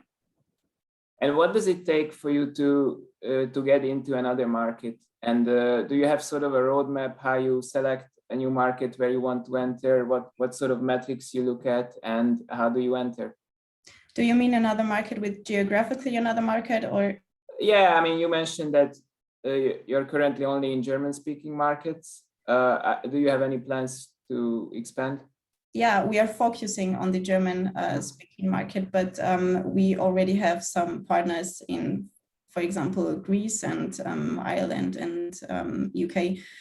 So yeah, we have a plan, and there is also a plan to go to the USA, right? But we are aware that if you want to be successful in the US, it would need a massive investment for marketing.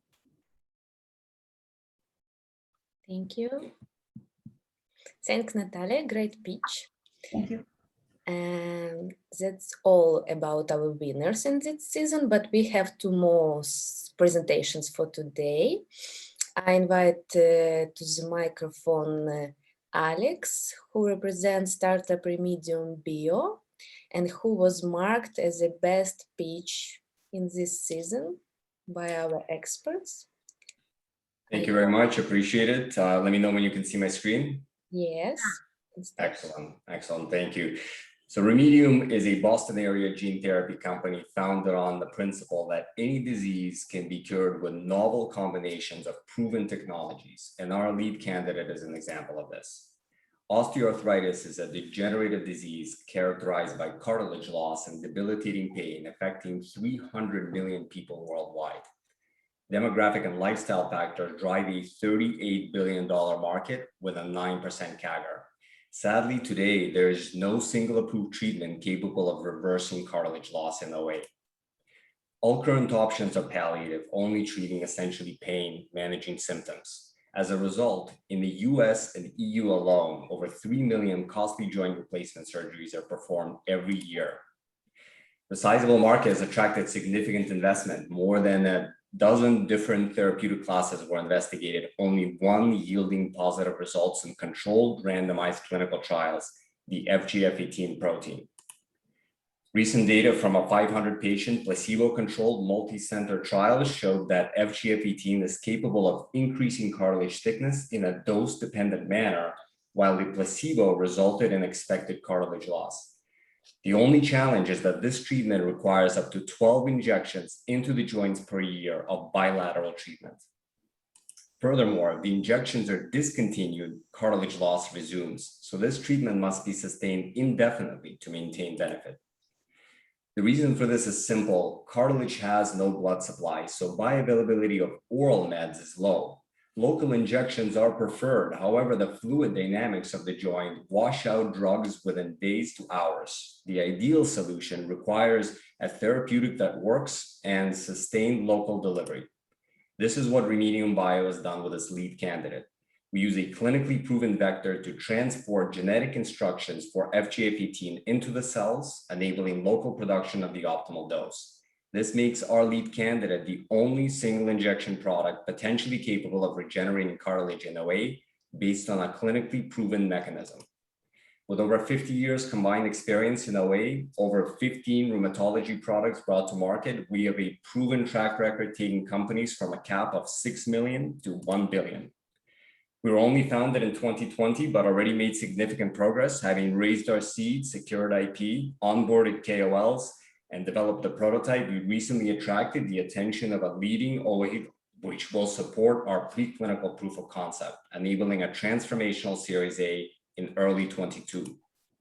With significant interest in expanding our seed, we're now securing capital to complete POC studies towards a targeted exit in 24. Thank you all for your time and the opportunity to present Remedium Bio. Welcome your questions. Thank you for a great pitch. So our first question from Saraj. Yes, please, Saraj. Hi, Alex. How are you? That's another great presentation last before. Thank you. You're one of my favorite with VoxCell. But at that time, I couldn't raise my concern that since I didn't see your SWOT analysis, opportunity looks great. But however, anybody goes into this kind of DNA kind of business, the threat could come from the governments, and they will like to intervene in your product before you create another Jurassic Park changing our DNAs.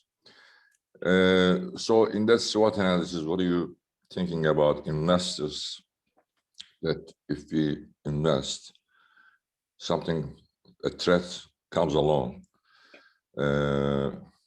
And then another exit strategy I would like to see. Are you planning to join this, give this company to a big multinational company to sell it? Is this your exit strategy, or are you going to continue? If you continue, what's your break-even point? Thank you.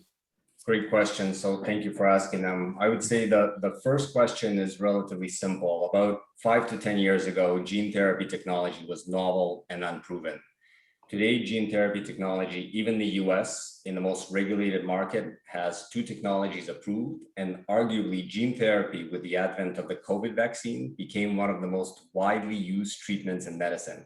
The adenoviral delivered vaccine delivers DNA to cells, effectively using a viral vector to deliver genetic material to cells. So one could argue that it's one of the most proven technologies within the last year. Fast speed to market, lots of great data, excellent safety profile. So that's to answer your first question regarding potential threats. I believe that they're very minimal.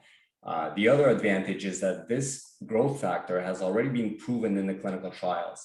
So this isn't a classical drug development project where you're doing discovery, target validation, you're uncertain about translation of preclinical models to clinic.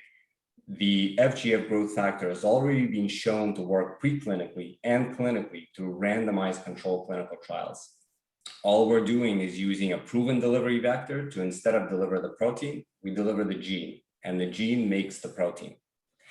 And to answer your second question regarding the exit, more and more biotech companies, especially the Boston area biotech companies, are having early exits, and we would like to use that strategy as well. The exits are oftentimes preclinical and sometimes in early stage clinical trials. We believe that this asset, having been proven already in the clinic through the FGF18 growth factor, can be exited quite early. Hence our target to exit the company in 2024 at ideally a unicorn valuation, based on models such as, for example, Sana Biotechnology exiting at a $9 billion market cap prior to the initiation of clinical trials, Sema Therapeutics being acquired for $1 billion 2 years prior to the initiation of clinical trials, Unity Biotechnology, an osteoarthritis company, going public at almost $1 billion market cap prior to the initiation of clinical trials. So that's the exit model and strategy. Great questions. Thank you. Thank you. Alexander, your question, please. Yes, really good answer to the previous question. It's really interesting about the exits in this industry. And still, when do you assume you will have your first revenue? Yeah, great question. So we do anticipate exiting at a later stage in early clinical trials. So we don't anticipate generating revenue from this particular product until a large pharmaceutical company like a Merck or a Pfizer acquires us. However, we believe that 2028, 2029 is when this product can be realistically approved. Okay, thank you very much. Thank you. Sergey, your question, please. Yes, so since this is a highly scientific sphere, can you please tell us a bit more about the scientific articles that you publish and the sources where you publish them? Yeah, great question. So we were only founded in 2020, very new. We've just started our experiments and gotten our initial proof of concept data. This collaboration with a leading osteoarthritis lab, which we'll be announcing in about a month, will be used to generate the scientific articles. However, there's a plethora of articles, a large content of articles already published on FGF18. These are world-renowned journals. These are phase 2b controlled, multi-center, randomized, placebo-controlled clinical trials, which show a very unique dose response curve and statistical significance. That's the most important, dose response and statistical significance. So the FGF18 itself has already been proven, and our method is to use a proven delivery vector, proven promoter, proven poly-A signal, combine those elements together in an engineering approach. I would call it more engineering rather than science, and deliver this in a preclinical package that we believe can be attractive for a Merck or a Pfizer to acquire early. Okay, thank you. Thank you. Thanks, Alex. Thank you. Great questions. Appreciate your time. Likewise. And the last but not least, our judge's choice from Israel, startup number 10, SpeedSize. Sagi, the stage is yours. Full screen, please, and let's start. Hello, do you hear us? Do you hear me? Yeah, let's start. Good luck. Yeah. So thank you. So pleasure to be part of the futuristic startups that will change humanity. What is very excited about SpeedSize is we're actually doing this right now. And what we're going to show you in this 3 minutes will actually look to you as a little bit as a science fiction, but actually it's very true. It's already been used by dozens of enterprise clients worldwide, and we're disrupting all the industry of media, compression, optimization, and delivery worldwide. So the best way is to show you on some things that everybody can agree on, that Apple has a great technology. This screenshot is from when we scrub apple.com. Our technology of SpeedSize actually can accelerate apple.com or most of the websites globally by more than 3,000% media acceleration. And we do it by reducing the file size of images by 99% smaller, better than Apple could ever do or any other organization globally. And yes, keeping the same visual quality, zero quality loss for the human brain. So the best performance measures is the Google, because as you know, we target enterprise e-commerce sales. And for enterprise retailers, the most important fact is the sales and the loading speed. Only in Amazon, each second of the loading time before the COVID, now it's much better, equals $1.6 billion in sales. And when we can take website from 50 seconds of loading time down up to 1 second of loading time, this is very, very powerful. This is a case study for 100 Fortune company who is our client.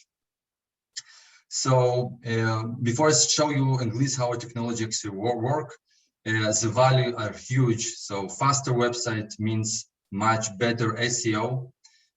More traffic will come to the websites because Google changed their algorithms in this May, and it prefers core vitals of faster websites.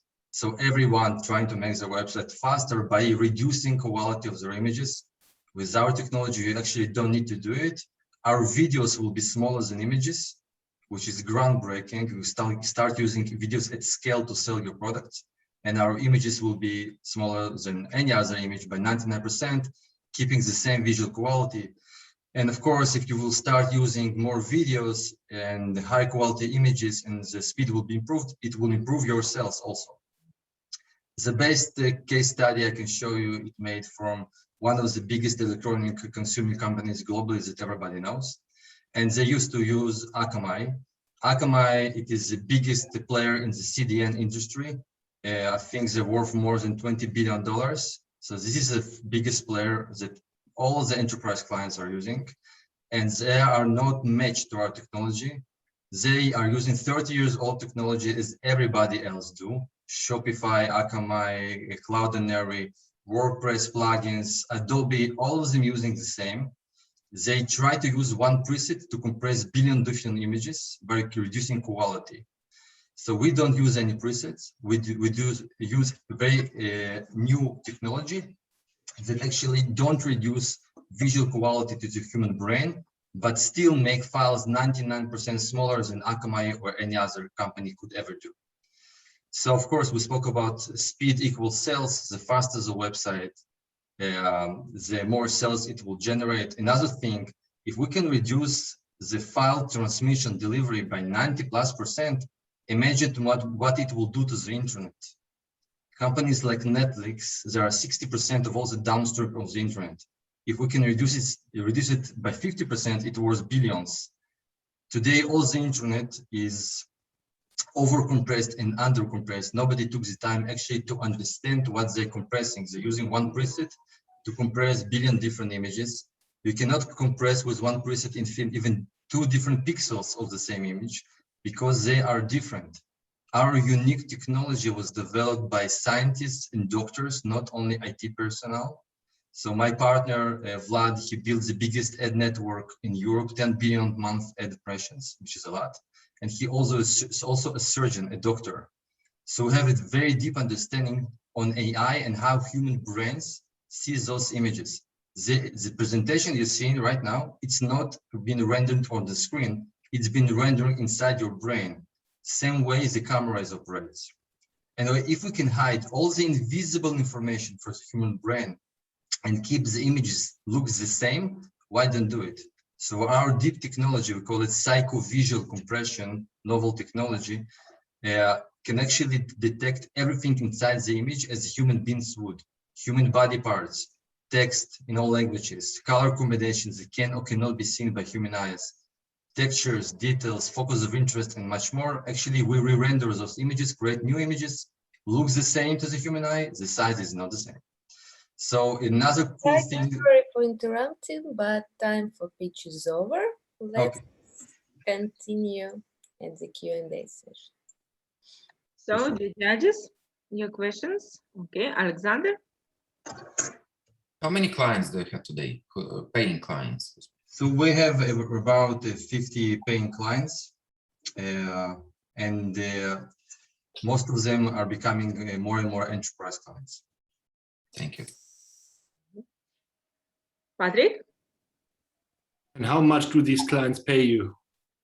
So it depends on the size of the e-commerce website. Our pricing is based on the amount of images we need to AI compress for videos and amount of traffic, because we are a CDN provider also. So it varies. It can be thousands or tens of thousands or much more dollars a month per client. yeah, you talk about billions that you can save. Why is the willingness to pay higher then? So we're speaking with the tier 0 clients of the world, like Shopify and others. Of course, it's a longer sales cycles, but the check sizes can be even millions per month per client. And what do these clients say? Why it's so difficult? I think your pitch is like it's so obvious that they could start deploying it and then off they go and save millions. I think the pitch is easy, but what's the problem? Actually, it's more like bureaucracy problem of the organizations. Some organizations need to fire whole departments of people because they have like 80 patents on MAD optimization and compression. So when you need to hire so many people, and it's politics for organizations that are ROI driven, choose us instead of any other competitor because our results is like 1 minute integration. It's a plug and play solution, and you can make your decision only based on ROI. And we started our sales only like 4 months ago, and we're already in $500,000 ARR. Next year, probably going to be 70 million, and in 2 years, we're aiming to reach the $1 billion valuation of Unicorn. Thank you, Sergey. Long time no speak. Hi, Sergey. Sergey, okay. So my question here again about the competition, like you mentioned, there is a lot of different companies who work on the same area. Like, do you feel the competition at all, or the market itself looking for just some solution to compress images, etc.? Actually, any client, especially enterprise, that will do a POC with us probably will become our client. So there is no direct competition because we just do so much better. Imagine that we can save your delivery cost by 90%. So there's a huge saving of costs. Let's say you work with Akamai, now you can pay 90% less and start using 4K images and videos that will load much faster. So, and generate more revenue, faster website, more conversions. So for us, we just need to open more doors and close more deals. We're very ROI sales-driven company. Okay, Sergey Filippo.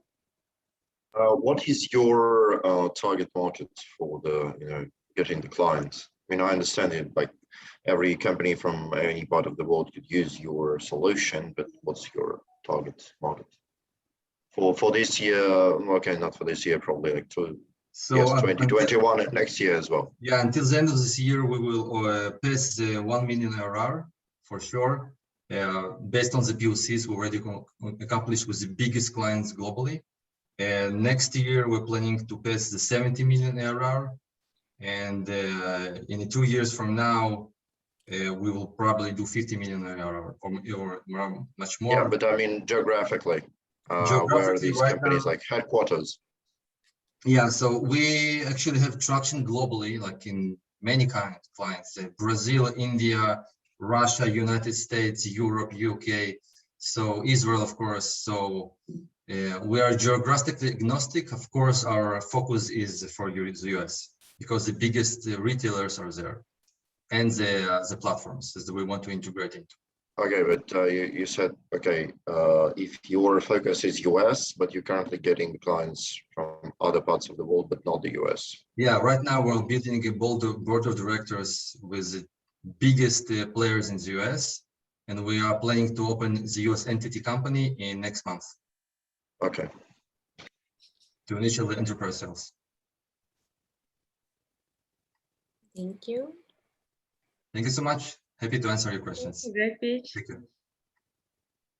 So we would like to pass the word to our Anna. Anna? Thank you, Lena. Great pitch session. I remind all the judges that was first pitch session. There'll be a second one when the sun goes up over California. We will have many more American judges getting connected so they can vote also for the startups, but please vote for the startups. We are not closing any votes. You can join us for the next session and re-vote if startups pitch differently. But right now, I would like to talk to our official judges regarding what they have heard. Sergey, you're on my screen. You've been very active. Thank you very much. You're helping startups to grow and to skyrocket because you are asking precise questions. Like, what industry did you like the best? Let's put it this way today, because we had seen like different industries, but who caught your eye today? There are two Sergeys. I'm not sure which one. Oh, Sergey Filipov. Yes, yes, yeah. I'm looking at you like I'm still not used to online, and I think when I'm looking at somebody can see my eye contact. Well, I was a bit, surprised. I mean, we all know that's the thing when you have. We all noticed how many biotech companies right now in the finals, and that's a tough thing for any judge because it's like you're comparing very different types of industries, and it's like saving human lives or improving logistics. Like, what do I care more? It's not like that. You should forget about the mission, and you should focus on what exactly, how good is the pitch, what's the market and all else. But business comes first, right? Yeah, yes, because otherwise it will be, every company that actually, have, more social value, then you need to immediately probably swap, give you voting to them, and that's not right for the judge. Otherwise it's just, really every other companies from different industries will have a lower hand, and these guys will have upper hand. I really enjoyed the biotech presentations because some of the companies showed a really unique solutions and visions, but we all see that sometimes the results might be really delayed for 5-6 years, and it's really we need to expect some articles, scientific articles, to prove that. I think what we really see in the finals, that if we drop down, there are many at the entry level point, there are many e-commerce companies, but in the end, currently, I'm surprised there's no fintech companies, which is very, not usual.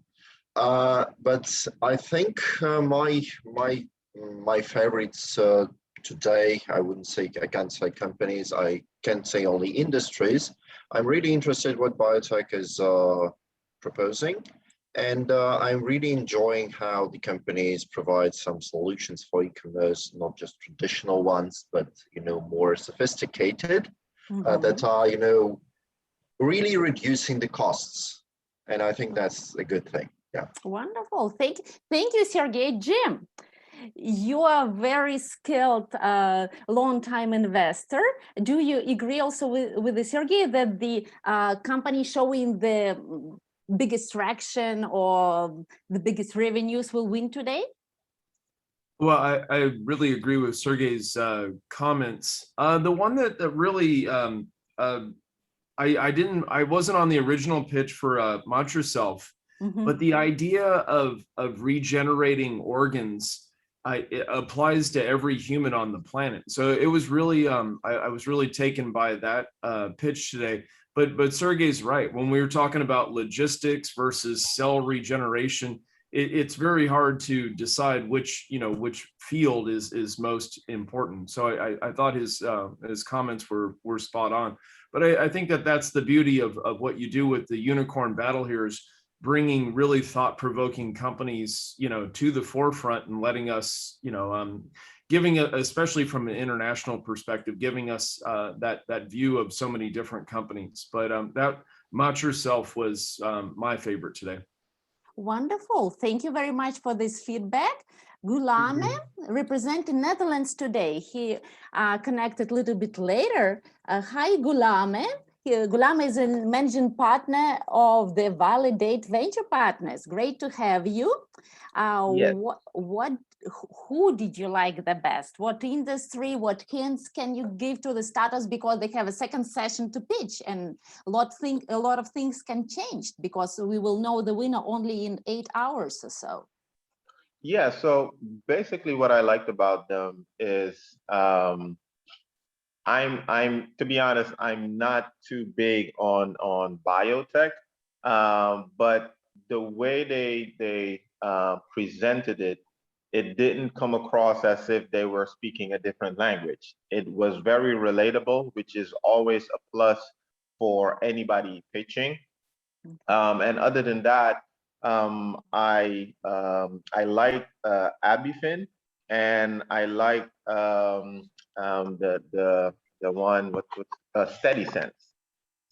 Steady Sense was I like the way they presented it, and I like the angle that they have with the market size that they can approach, and how scalable it is. A lot of startups forget to look at the scalable aspect of their product. So I was very intrigued by those pitches.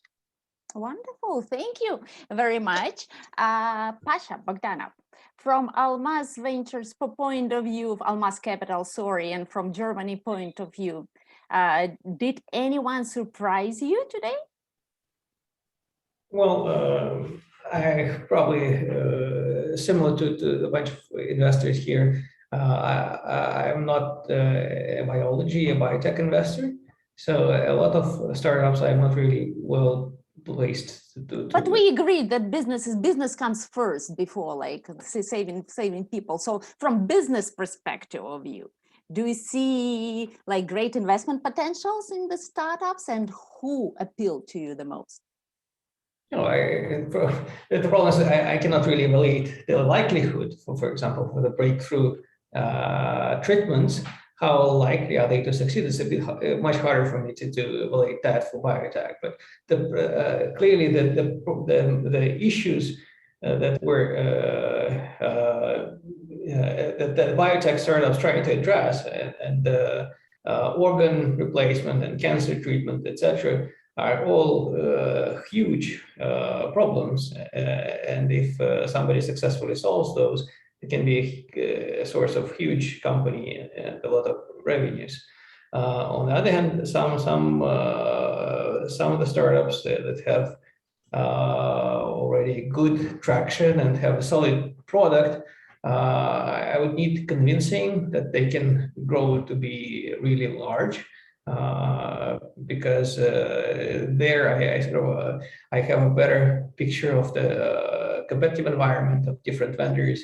So it's anyway, it's like it's easier to see a huge potential in an area that you don't understand well than in an area you understand a bit better. But I also like the IT companies that I have seen. Some of them address large regional markets. Some of them are global. For us, the global applications are preferred for us as a group. So yeah, like the SpeedSize or the privacy companies probably would be more appropriate for us. But I think I like every team's ambition. Thank you. And John, shifting from Germany to Japan, you have seen lots and lots of startup. Being director of Startup Grind, what about today's startup? Do you like our selection for the finals? Yes, thanks, Anna. There are so many great startups pitches, and I was so impressed by the first one, Matricelf. Okay. And I'd love to know about more their biotech, technologies, and also SaaS business from Vietnam. No, not from Vietnam. Not from Vietnam. What's the name? Abivin. Also, they are great. And also Eunimart, also the SaaS business. Okay. Also, I was impressed by the Laura. Yeah, Laura's business. I'd love to know her business more. Yeah, but overall, everybody was great. Okay, thank you, John, for sharing that with us. Jumping from Japan to Turkey, Burak, what can you tell us about, like, are you into biotech? No, and besides biotech, we had seen great companies with the logistics, with this, what are this, compiling photos and all this media. Yeah, who did you like the best and why? Sergey, I think, summarized the challenge, because it's really hard to differentiate those biotechs and others. So I decided to pick one from biotech group and pick one from the others. One of them is Abivin, and the other one from biotech is Remedium. And in the case of biotech, I think we are used to this environment and terminology, because BioNTech, which is the founders are Turkish German, that we used also in Turkey widely. It's quite like these startups 5 years ago, and they reached really big success in mRNA technology and saved many people. So now, because of this situation, we can imagine what is going to happen 5 years later. That's why we are seeing this much, and we believe in this much in these new biotech startups. Thank you for all. Thank you, Burak. Let's go to Russia. Sergey Toporov, can you please tell us? You have seen probably for Russian background is famous for lots of founders with strong technical skills. Did anyone amaze you today? Did you see like great guys that you are ready to invest into? I can say that I'm ready to invest, of course, and but I you're won't. Thinking about it, yeah, right? I won't repeat thesis. Like biotech, of course, impresses me as well, because I know nothing about the area, and it looks like the magic for me, you know. And actually, of course, business comes first, but we are venture capitalists, so venture part is also important, and it's also important, you know, see some things you've never saw before. But considering our focus, we invest only in IT space, especially software, of course. I can mention the SpeedSize, especially we have a huge experience with Israeli market. We have like 1/3 of our portfolio allocated in Israeli companies. So I definitely believe that Sergey have the huge challenge, but it should be considered very, you know, precisely, and and there should be a lot of tests to see that if the technology actually works the way they claim. Okay, thank you. Startups, I'm doing this for you. You should put on the list who you need to contact and on what occasion. And Dr. Patrick Fleshner, you have written a book about fast scaling. Did you pick any startups that need your professional advice, or they're all doing good and we just need to help them out with fundraising and they will do good on themselves? I think it's a great selection of startups here. So my expertise lies in helping startups grow from initial traction to sustainable growth. And therefore, I'm not really into biotech. And I think it's business, it's vision, but it's also investment strategy. And I think investments in biotech come with high risk and potential high returns.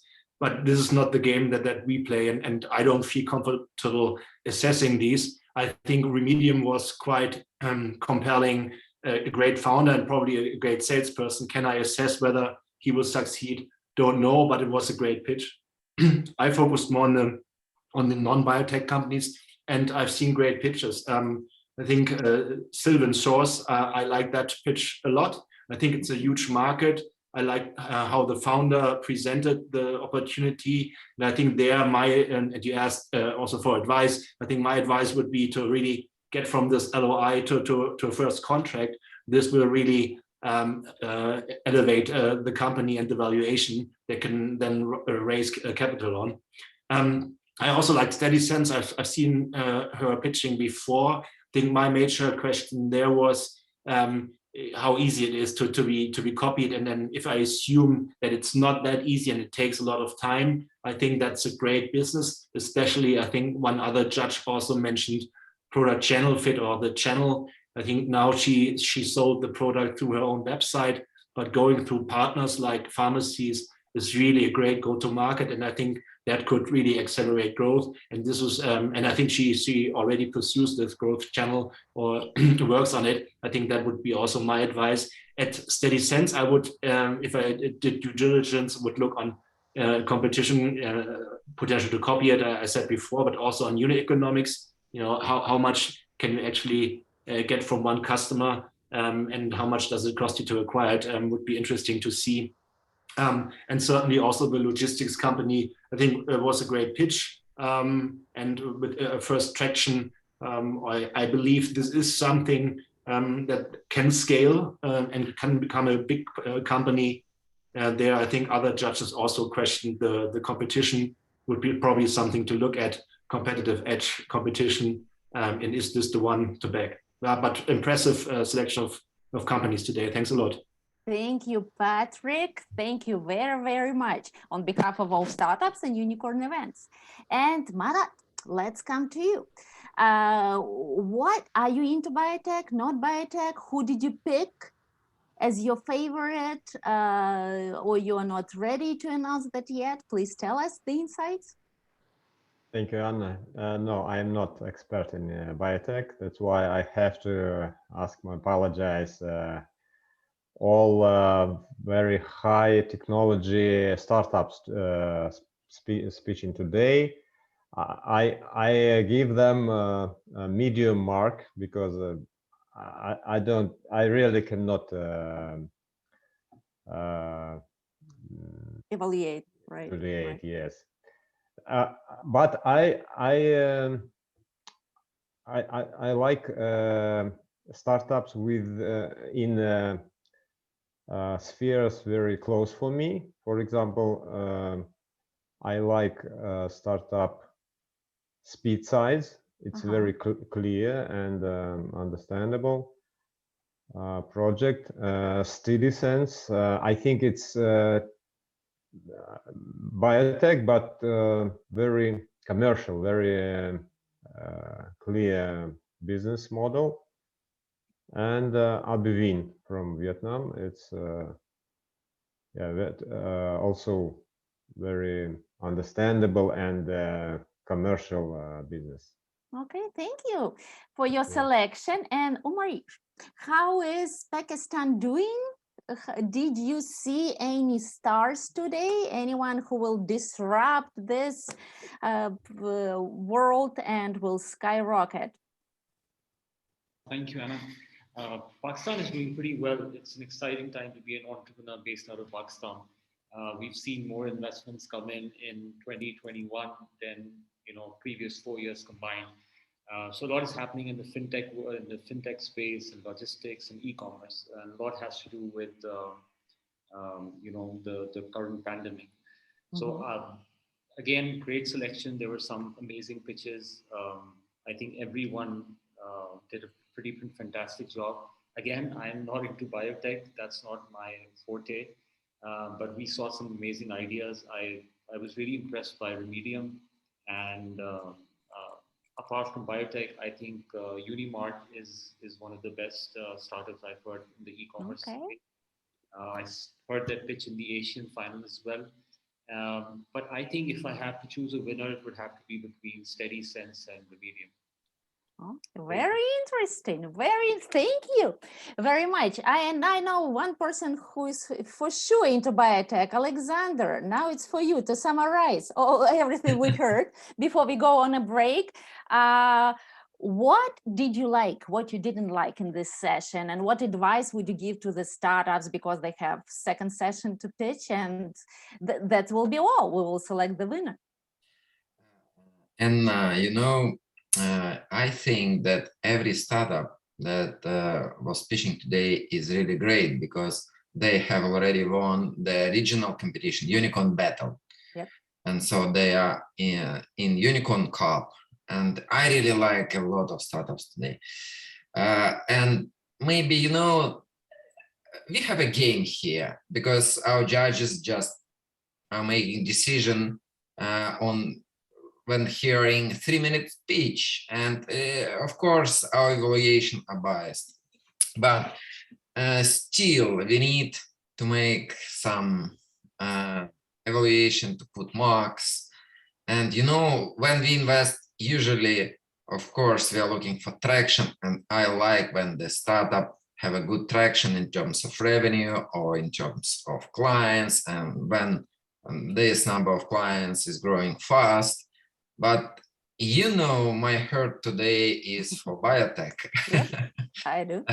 Maybe the reason is because I don't know a lot about biotech, and I'm not really a good professional in this field. But what seems to me today that, you know, biotech is the next tech, because the problems which they are trying to solve are really great, and the outcomes can be huge.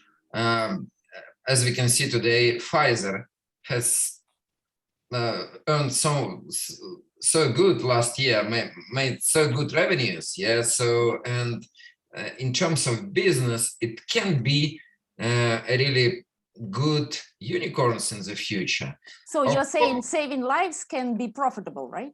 Of course, saving lives, extending lives. You know, when if you want to live 150 years, yeah, okay, no problem. We can regenerate your organs. But of course, this is very risky because we see that revenue will come in the next 4, 5, 7 years. But still, my heart is for biotech today. Okay, wonderful. Thank you, guys. We will be going on a break, and in what is this? 5.5 hours? No, 6.5. 5.5 hours. Yes, I will see everybody online. Thank you all for a great first session. Startups get a good sleep or whatever, a good hike, or to energize you for the next session to pitch. Judges get a good rest to judge our second session, because this is the most important one. We will know who the winner is.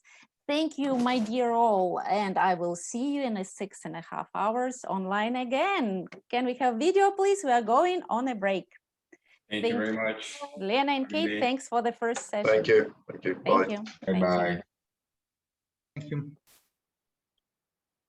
Thank you.